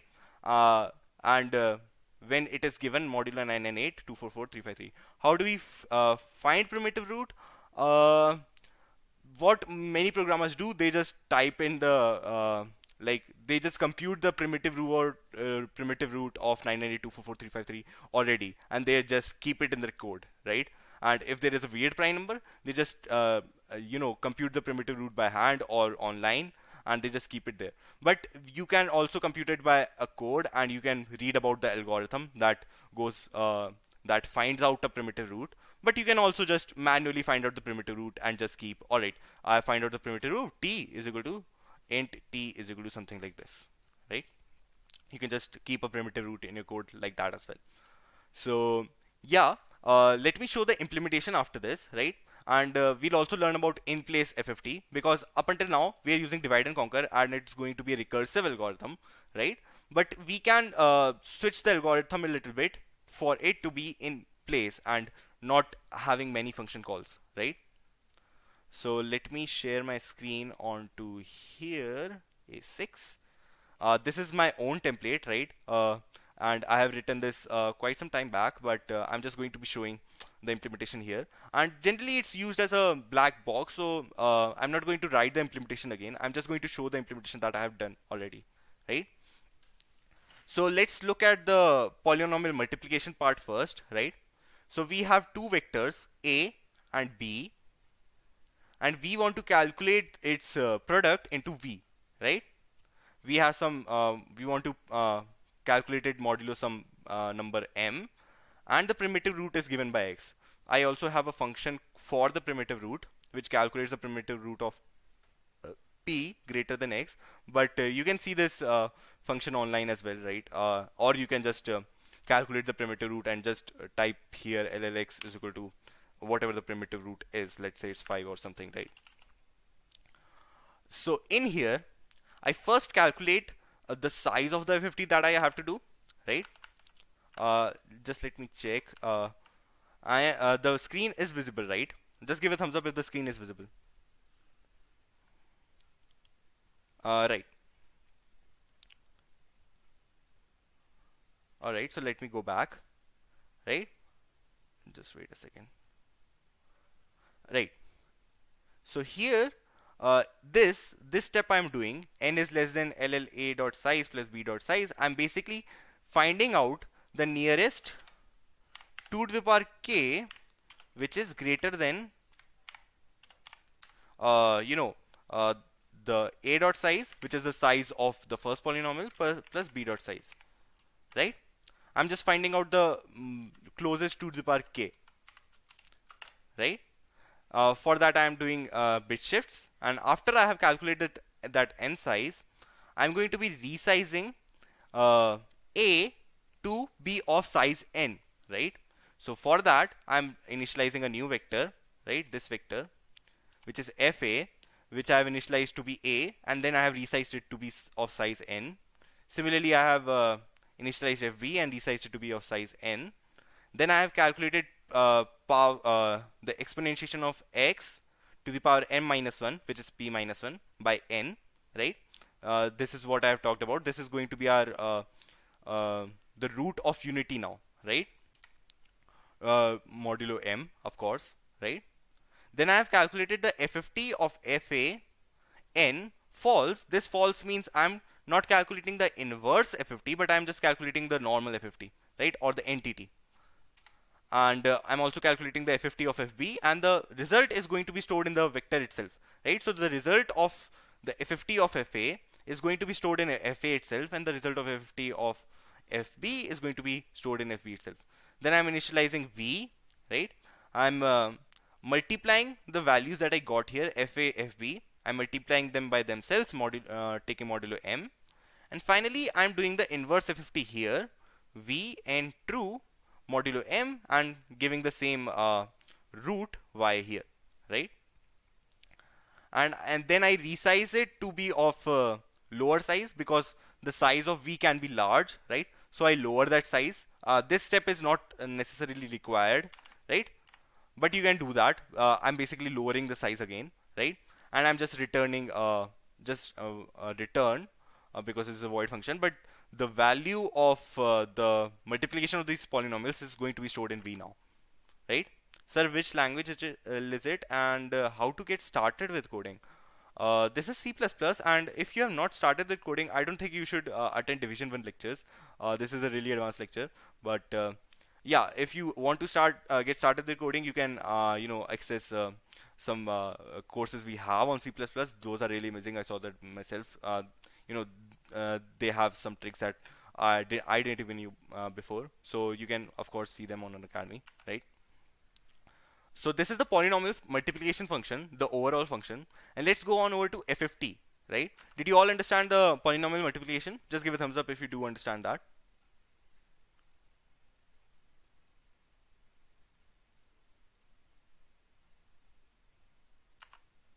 Right? Then let us go on over to the FFT function, right? The FFT function, let me actually answer the Divyansh question first. I know how to code in C# for games, but that type of coding and competitive programming is really different, right? So you should go back and try to learn competitive programming from the start. You shouldn't try to jump in Division 1 lectures directly, because just you know how to code in games, right? What was y in polynomial multiplication? This y I was talking about, this is basically x to the power, or t to the power p minus 1 by n. I have written that, right, which was our x. So I have just relabeled them, right? So instead of doing x is equal to t to the power p minus 1 n, I'm doing y is equal to x to the power m minus 1 by n modulo m, right? What is the value of t? T was a primitive root, right? T was a primitive root, which I'm just going to pass here. T has to be found out by yourself, right? You can see the algorithm that finds out the primitive root of some prime number, or you can just search for the primitive root that for the prime number that you want to see, and just put it in your code at contest time as well, or not contest time, but before contest time, right? VLL is vector long long. Yes, VLL is vector long long. Oh yeah, my template is still here. I'm sorry about that. Repi basically means a loop, and LL means long long, and VLL is just a vector of long long, right? I didn't even see my template here. I'm sorry about that. So yeah, let us go on over to FFT, right? And I will explain what I'm doing here, right? Because this is a little different. And then, but let me explain what I'm doing here first, right? Let me explain the overall things that I'm doing here. Basically, I'm sorting them in a certain way before, because I want to do inverse FFT. Sorry, not inverse. I want to do in place FFT, right? If I had to do recursive FFT, I would have called 2 function calls, and that would have done the job, right? But I don't want that. I don't want so many function calls. That's why I'm trying to do it in place without any major function call, right? So I have placed them in a certain way. After that, this is basically the login steps that I'm going to do, right? And in those login steps, I'm doing the FFTs of the uh, log n minus I, log n minus s height of the recursion tree, right? So that I'm doing here. The actual uh, the process is going to be done here. I will be sharing this code so you can see this code properly as well. And if the inverse boolean function was true, basically meaning if we had to do inverse, right? Then I'm going to do that uh, uh, multiplying ai by 1 by n, right? So 1 by n is basically mod I of n comma m, right? Modular inverse of n, and I'm just multiplying ai by inverse, basically ai multiplied by 1 by n. And also I have put the inverse around here. If we are doing invert, then x is actually not x, it's mod I of x comma m, right? Here I'm doing FFT, and here I'm doing a special type of sort, which I'm going to explain now, right? So just give me a second. Let me come back to the page and let me change for YouTube as well, right? So what I'm doing in the first type of sort, let us try to understand if we have a size of polynomial of size of a1, a2, a3, a4, a5, a6, a7, right? So we have to do FFT on this, this, this first. So it comes down to a0, a2, a4, a6, and the odd number polynomials is a1, a3, a5, a7. Can you also share your implementation with complex numbers? I do not have an implementation for complex numbers right now. Maybe I would code it after this session or find an implementation online, and then I can share it with you on the Discord server, right? So let me explain what the process is doing here. In this polynomial, we also have to separate it into even and odd. Here the evens are this one and the odds are this one, right? So it's going to be separated into a0, a4, and this is going to be separated to a2, a6. This is going to be separated into a1, a5, and a3, a7. After this, it's going to be separated into even and odd again. So a0, a4. A4 is odd for this polynomial because this polynomial sees them as some b1, b0 and b1, right? So it's going to get separated. A4 is going to get into the odd term, not the even term, right? This is going to get separated into a2, a6, a1, a5, and a3, a7, right? And for a singular polynomial, what should be the terminating step? I have not talked about FFT before, but I should probably mention this. If we have a polynomial of degree 0 or a size or a polynomial of size 1, what is going to be the FFT value here, right? The FFT value is simply going to be, let's say our polynomial ax is nothing but a0, right? So FFT here is going to be omega 1 base 0, which is nothing but a1, or which is basically a0, right? So the FFT of a singular size vector is basically the value itself, right? So from here it's going to return a0 again. From here it's going to return a4 again, right? I just want to specify what the terminating step here is, right? So you did understand the terminating step, right? Just give a thumbs up if you do understand the terminating step, and let me go on to the stuff after this. What I am doing in place, I'm sorting them in this configuration, and if you see this configuration, if I write down these numbers in bitwise format, right? So this can be written as 0 0 0, this is 1 0 0, this is 1 0 1, sorry, 0 1 0, this is 1 1 0, a1 is 0 0 1, this is 1 0 1, this is 0 1 1, and this is 1 1 1, right? So do you see any special property in this ordering of these numbers? 0, then 4, then 2, then 6, then 1, then 5, then 3, then 7. How have we ordered them? we have ordered them according to their values in here. Uh, this is according to, if we go like this, if this is the most significant bit and this is the least significant bit, right? Then we see this as 0, we see this as 4, we see this as 2, we see this as 6, right? But if we invert that, right? If we invert this here and we see this as the least significant bit and we see this as the most significant bit, then we see this as 0, we see this as 1, we see this as 2. Let me write this down in a different color so you can understand. I see this as 0, I see this as 1, I see this as 2, I see this as 3, I see this as 4, I see this as 5, I see this as 6, and I see this as 7.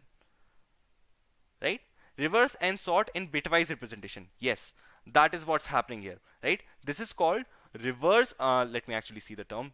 I do not want to say something wrong here.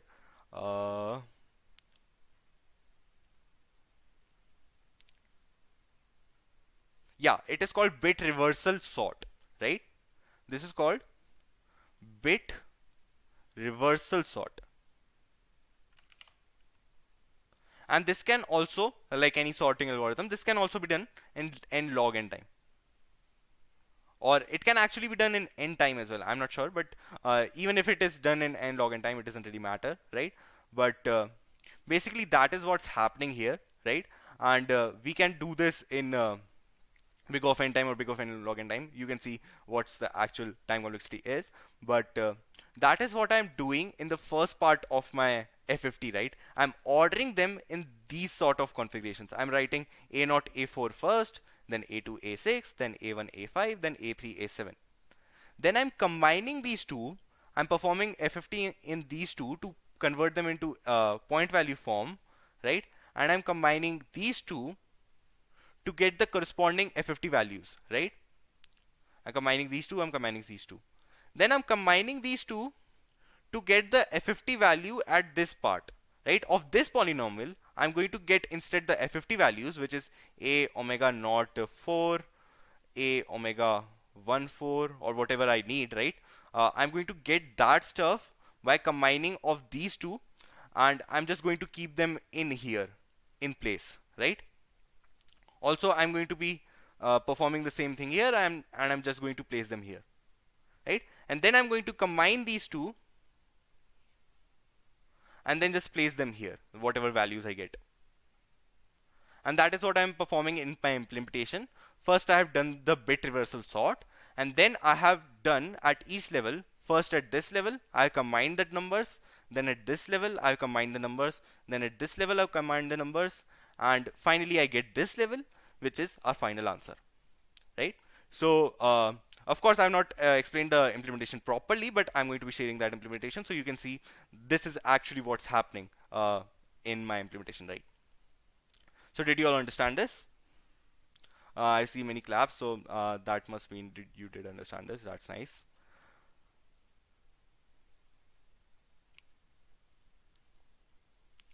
Right. So I had plans of showing polynomial inverse and polynomial division as well, right? But let me actually skip that because you can see my code for that. Basically, I'll also be sharing some blogs so that you can read about polynomial inverse and polynomial division, right? But let me, point out the basic things that we do in polynomial inverse.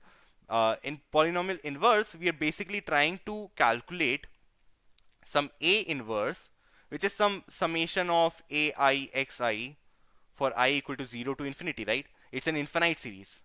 A inverse, we can find out the inverse of any polynomial in an infinite series, right? But we are trying to find out only the first k coefficients of it, right? So it is a little it goes a little mathematical over here. Let's say there are some mathematics line over here, and basically what it says finally, right? Let's say we have A inverse as some bk mod x to the power a, right? This means that A inverse, the first A coefficients, of A inverse is bk, right? Bk is some thing of the sort 0, not 0, a0 plus a1 x plus something like that to a minus 1 x a minus 1. It's something like this, b to the power b base k, right? So if A inverse is bk mod xa, right, then we calculate bk plus 1 is equal to A inverse mod x 2 base a, right, mod x 2 base a as let me write this in a new slide. If bk is A inverse mod x to the power a, then we calculate bk plus 1 is equal to A inverse mod x to the power 2a as bk plus 1 is equal to bk 2 minus a into bk mod x to the base 2a. And this is done through those mathematical lines that I talked about. You can see them. I will be sharing the blogs, right? So after this, we get this polynomial, and through this polynomial, right, here we are doing one multiplication, here we are doing one multiplication, right? And here the time complexity is just going to be the time the time complexity to calculate you know, the first 2a coefficients is nothing but the time complexity to calculate the first a coefficients plus big O of a log a, which is nothing but t 2a is also big O of 2a log 2a. Right, this is you can also see this from the Master's theorem or a recursive theorem. This is exactly what's happening, and the time complexity is still n log n. Or if you want the first n coefficients, then you can calculate some 2 to the power k coefficients first, right? Such that 2 to the power k is greater than n, and you can just find out the first n coefficients, and you will get the inverse of a polynomial. But only the first n coefficients n time big O of n log n, right? So this is what the concept in polynomial inverses. Of course, you have to see the mathematical lines to properly understand it as well. So did you understand what is happening here and why the time complexity should be n log n? Just give a thumbs up if you do understand this, right? And we use this polynomial inverse function, right, to calculate the polynomial division. What is k and what is a? A is some just number, k is also just number, right? We say, let's say b0 is some a inverse mod x to the power 1, or basically b naught is a naught inverse, right? Because the first number in a inverse, right, a inverse should start by a naught inverse and then go on something weird, right? So b naught is a inverse mod x to the power 1. From here we calculate b1 is equal to a inverse mod x2. From here we calculate b2 is equal to a inverse mod x to the power 4. Then b3 is equal to a inverse mod x to the power 8, and you go like this up until you find some 2 to the power k which is greater than n, and you take the first n coefficients and you get the inverse n on the first n coefficients, right? So we use this inverse function in our division, and the division of polynomials basically gives let's say I want to divide a by b, right? A is a polynomial and b is a polynomial, so that can be written as some ax is equal to bx into qx, which is a quotient, plus some remainder x, where the remainder of x, this has degree of remainder x is less than the degree of b. This is a basic polynomial division that you might have studied in high school, and you can calculate this as well in computational programming by calculating the inverse of b. Not exactly b, you calculate the inverse of the reverse of b and you multiply that by a, right? I'm just going to link my implementation of polynomial division and polynomial inverse, and I'm also going to link how do we exactly perform division as well, right? So do not worry about that. We have like kind of 12 minutes remaining. I'll extend this by 10 minutes because I want to share with you a really interesting problem that I made last night, right? So let me show you this show you this problem. We have gone to polynomial inverse and uh, polynomial division, and we have also studied in place FFT and entity. But going back to FFT and the basic use, which is polynomial multiplication, right? You have to find out what is the polynomial sometimes in questions, right? Such that I'm going to give you a question here, right? Let's say there are k colors. We have k colors. Sorry, not k colors. We have some n colors, and we have some k balls of each color, right? So let's say the first, you know, k balls.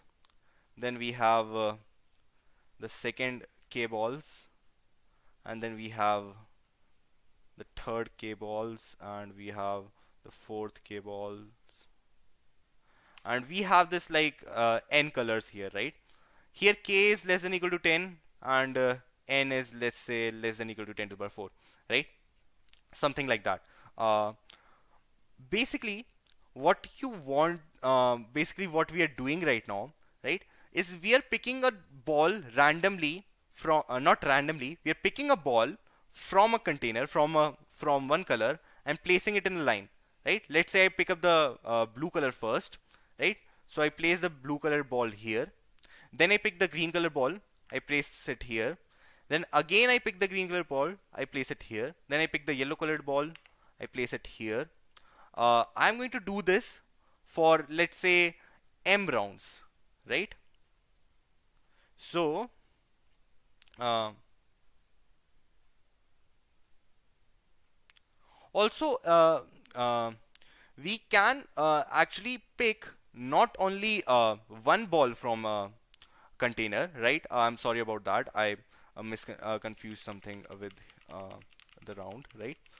So in here, before all this, in one round, I can pick any number of balls from a single container or from a single color, right? Excuse me for my wordings, right? I can pick any number of balls. Let's say from the blue container, I pick only one ball in this round, the first round. So I have a blue ball. Then from the green container, I pick three balls, right? So this is the second round. After the second round, I have one blue ball and then three green balls. Then I pick the orange color ball, right? In like, let's say I pick two balls from the orange container, so I have something like this. Then I pick one ball from the yellow container, so I have something like this. Then let's say I have a purple container and as well, I pick five balls from here. Let's say I take m rounds like this, right? Let's say I have m rounds. You want to tell me what is the possible number of ways, or what is a, can you pick one or same color in two consecutive rounds? No, you cannot. Sorry, can you pick one of same color? Yes, you can pick one of same color in two consecutive rounds. Yes.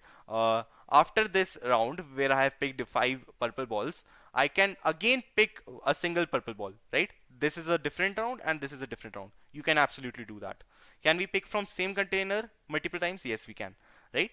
So you do this for m rounds, and finally you want to tell me what are the possible number of ways in which I would have a, basically a string. You can call this as a string, right? A string of balls. In what possible number of ways will I have a string of length t? Not the number of configurations. I want the number of possible ways, right?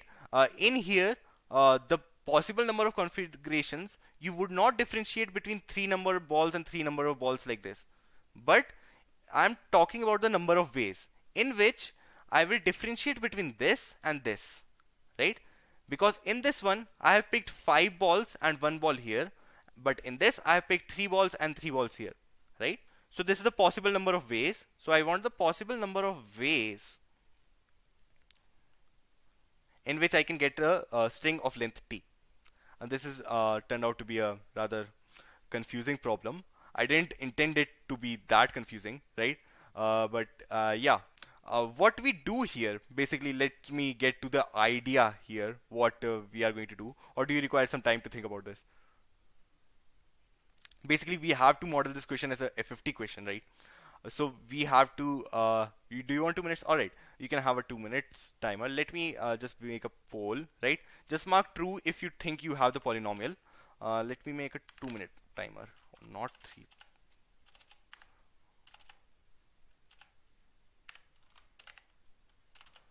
Give me some time. Yeah.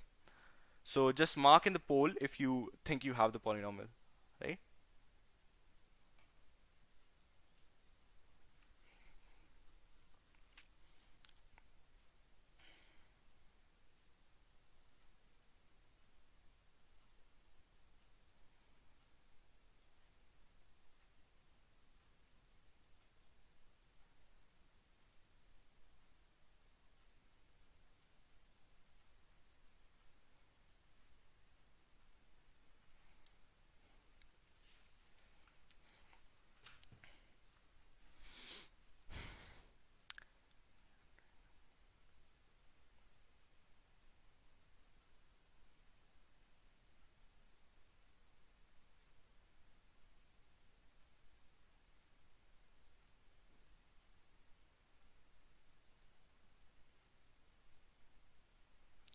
M constraints. Before that, I think I have told the problem a little wrong, right? So here, what I want to say is we do not. Actually, is it correct or not?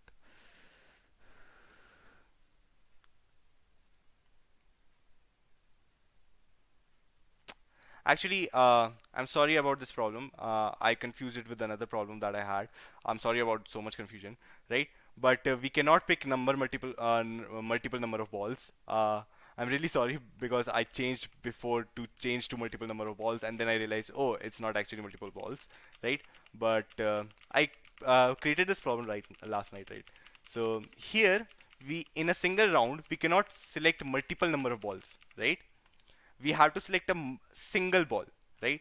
So after this, let's say I select yellow, and after that, let's say I select yellow again, right? This is another round, this is another round, this is a round, this is a round. Let's say I select orange after this, and then another orange, then another orange. This is 3 rounds, and then I select blue,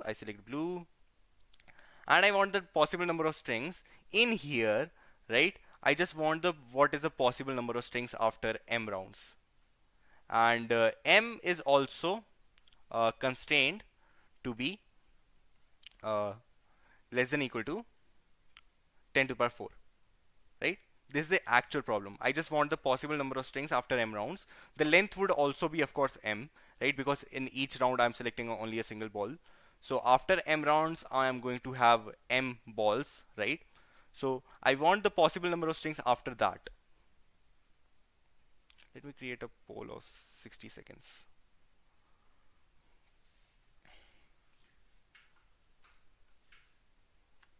So just mark if you think you have the polynomial now after I change the problem, because I couldn't think of a polynomial to create in that problem, right? Because yeah, it couldn't. I don't think it can be modeled as a polynomial uh, question.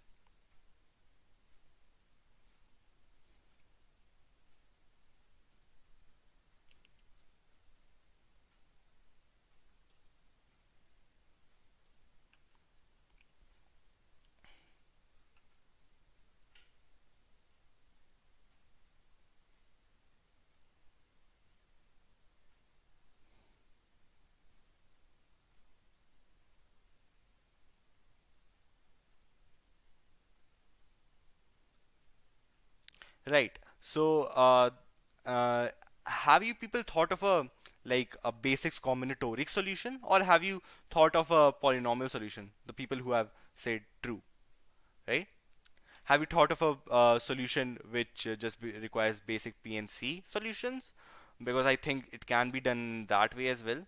Some stars and bars things, I think it can be done in that way. But what I'm going to show here is using a polynomial, right?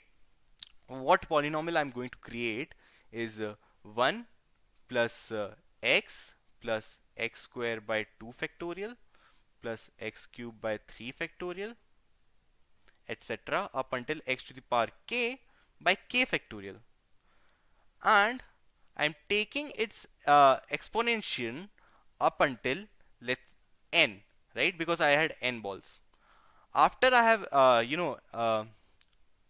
exponented, of course we wanted the answer modulo 998 244 right? So these operations are not going to take much time, right? uh, After we have done all this, the final polynomial that we get, let's say that's a0 plus a1x plus a2, excuse me, right, up until a, we are going to get kn x kn, right? So we have some x to the power m here and some a m here.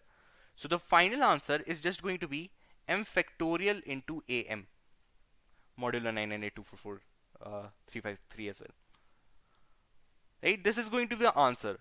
How has this come to this, right? Most probably you guys might be wondering this. So the logic behind this is basically when we have a string of size m, right? We have a string of size m. We have some balls here, right? Let's say the number of yellow balls. The number of yellow balls here is k1. The number of orange balls here is k2. The number of blue balls here is k3. The number of green balls is k4, etc. Some kt. The summation of this is just going to be is equal to m, right? So the number of ways in which we can order this string is m factorial by k1 factorial, k2 factorial, k3 factorial up until kt factorial, right? It's simply that, right? But this k1, k2, k3 values can be different as well, right? Uh, so we want to basically calculate the sum of all such k1, k2, k3, kt values, right? Basically, we want to calculate the sum over all of such values such that this condition satisfies and each ki is greater than or equal to 0 also satisfies, right? So that is what I am doing through my polynomial, not kt, it should be actually kn here, right? Because n is the number of balls. So that is what my polynomial is doing. 1 represents a null string, x represents one ball by 1 factorial, right? 2 represents a 2 string. I have selected 2 balls in the final string, so I'm doing 2 factorial by 2 factorial here. X3 means in the final string, for this ball I have selected 3 balls, right? So I'm doing by 3 factorial here. Similarly, for this ball I have selected k balls, so I'm doing by k factorial here, right? Let me actually put this in a new slide. So for the orange ball, the polynomial will look something like this, right? Similarly, the polynomial will look something like this for the yellow ball as well, right?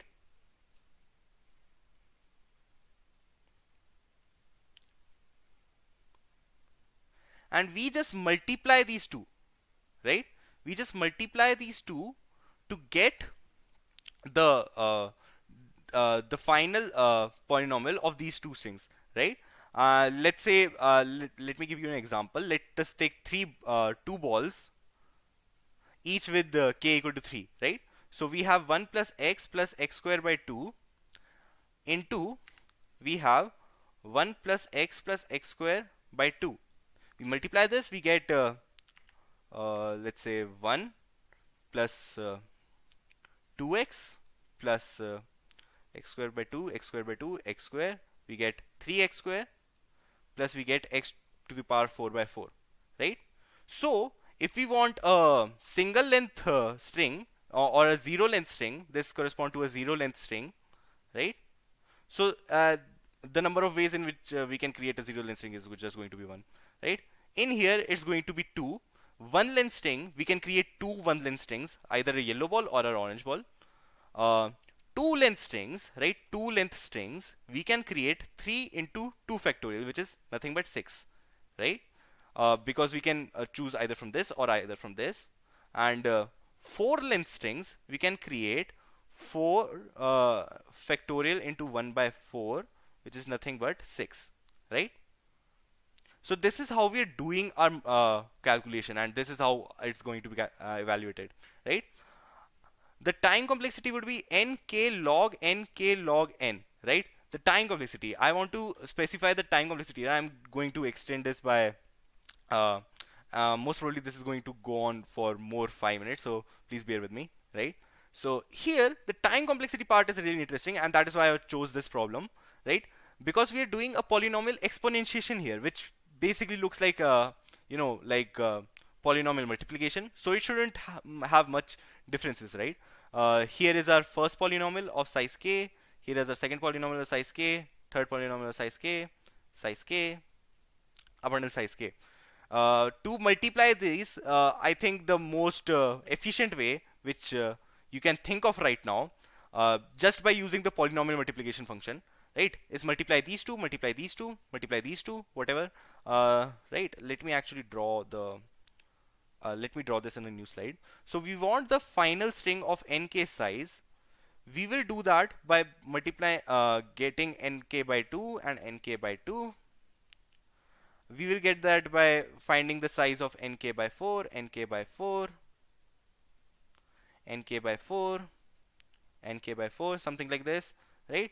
And we will go down like this. So at each step, right, at each step we are doing nk log nk time, and there are log nk steps. So you might think the complexity here is nk log square nk, right? It is similar to what you have written, nk log n, but yeah, it is really similar. So I would just say that the complexity is this, right? So you might think the time complexity is this if we try to deploy divide and conquer here, right?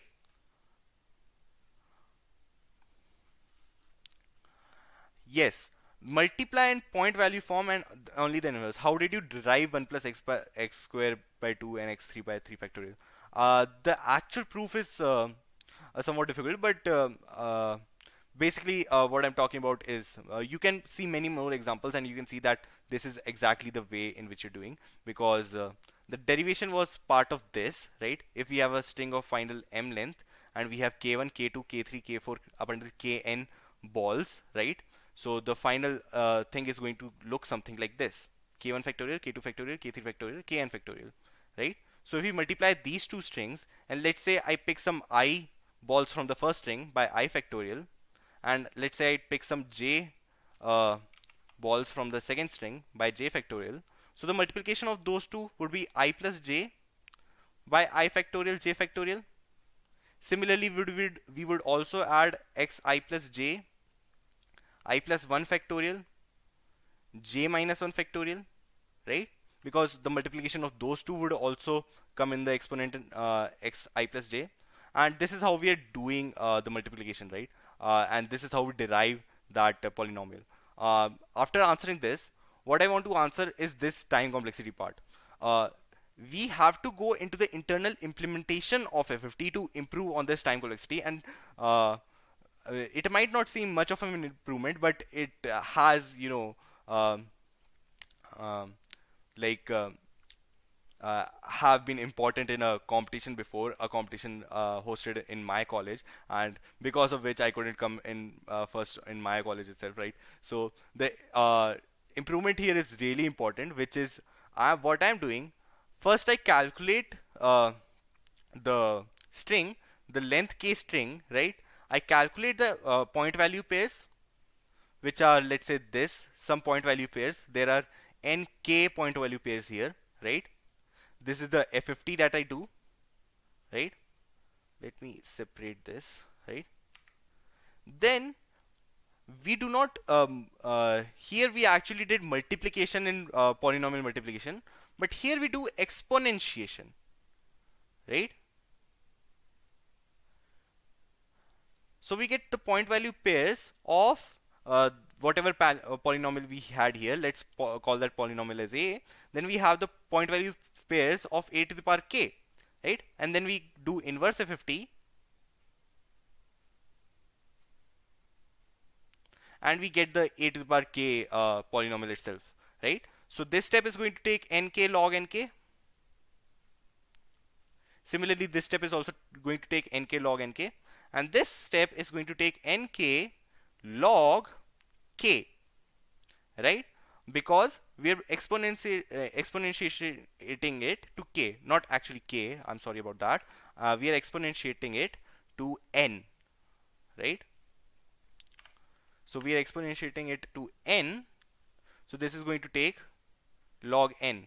So adding these three time complexities, the total time complexity is big of nk log nk. And this is an improvement from this one that we calculated from divide and conquer to nk log nk, right? And this is how we do polynomial exponentiation. Did you all understand this, how we are doing polynomial exponentiation? Because I found this concept to be really interesting, and this is one of the interesting stuff that you can do if you do actually know the internal implementation of FFT, right? And not just use the polynomial multiplication function as just a black box, like just putting the two polynomials and in there and getting the multiplication back, right? So this is the interesting stuff that you can do with FFT, right? Uh, Let me guide you to, after this lecture has been completed, right? The next session in this Indian programming camp is going to be at 3 p.m. right, in just in 1 hour. It's going to be an Ask Me Anything with Tanush Khattar, who is a two-time world finalist, and me. Both of us are going to be in that Ask Me Anything, and you can ask us anything basically, right? What if we did just binary exponentiation on the original k-length polynomial? Yeah, I thought about that as well, right? You can do that as well, but uh, try to see on that. That is also actually just going to take this time complexity. It might be faster on what we are doing right now, but the complexity is going to remain the same, right? It's not going to improve the complexity there. Try to see it yourself though. It would still be kind of the same, right? So after this, let me talk about yeah, the further reading and the links that I want to share. So first of all, I want to share the link of the Discord server, right? Where if you do have any doubts after this class, you should definitely join this server. And even if you do not, just go there and we can talk efficiently right and there, right? All of the announcement of this programming camp have been made on that Discord server. भैया LinkedIn पे accept कर लो. Yeah, after that last post, I have around 4,000 requests right now. So I would try to go and accept them, but not right now, right? Also, I want to share the practice problem page, right? Which is this one. So this is a practice contest page for Division 1 of this Indian programming camp. So there are some FFT problems there. You can go on over there and solve them. I think I have 5 problems for FFT as well, right? Uh, that is the Discord link. I've shared the links on the Unacademy chat, and if the YouTube chat can pause the stream and take these links from there, right? And also let I'll be sharing a blog on the Discord server, right, which is on FWHT. Let me talk about FWHT a little bit. This is really advanced, really advanced than FFT itself, right? But it's a direct result of FFT to FWHT. Here we try to do bitwise XOR convolutions. What that means is if we have a array of frequencies, right? The frequency of 0 is f0, frequency of 1 is f1, f2, f3, up until f to the power 2 to the power k minus 1, right? This is called the fast Walsh-Halmer transform, right? Fast Walsh. I'm sure if I'm sorry if I'm pronouncing it wrong, but it's called this, right? So I couldn't find a good blog for this, so I'm just going to share it on the Discord server, right? Hadamard, yeah. I thought was writing it out, and and actually what it does is really complex. But what it does in competitive programming is if we have a frequency array like this and another frequency array like this,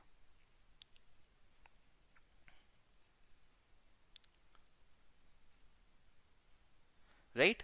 It just convolutes these two frequencies arrays in bitwise OR to get the final frequency array. And what do I mean by convolution? Let us see through an example. Let's say I have the first array as 1 and 2, not the frequencies. This is, I have just two numbers, 1 and 2. The frequency array would look like 0, 1, 1, 0, right? This would be the frequency array, but I'm just writing the numbers here. And I have, let's say, two more numbers, 1 and 3, right? Here the frequency array would look like 0, 1, 0, 1, right? But let's not care about the frequency arrays for right now.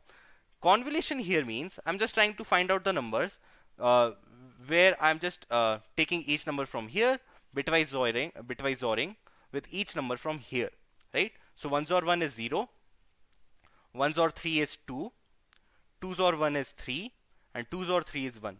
So this is the final resultant convolution of these two arrays, and the frequency array of this one would look like 1 comma 1 comma 1 comma 1. So it takes these two frequency arrays and converts them into this frequency arrays, and this is really important in some problems. So yeah, if you want to go higher and advanced and want to study about FWHT, I will be sharing this blog in the Discord server, right? So it is a Cartesian product of those two vectors. No, it's not that. It's a little more advanced than that, right? So yeah, right now, in 1 hour, it's actually in 45 minutes. It is going to be Ask Me Anything. So I would be ending this lecture here. Sorry for taking 15 minutes extra, right? And yeah, the next lecture after that Ask Me Anything is going to be segmentary beats, right? Lecture which a topic which I haven't even covered. I'm not sure actually what it means, right? It's segmentary beat. So if it's changed now, I think Tanuj changed it to persistent centroid. Oh, all right, all right, all right. So Tanuj, sir has changed it to persistent centroid, right? So that is also a really nice topic as well, right? So after 2 hours, you would be seeing persistent centroid, and in 1 hour, we would be having the Ask Me Anything. So bye for now, and see you in the Ask Me Anything, right?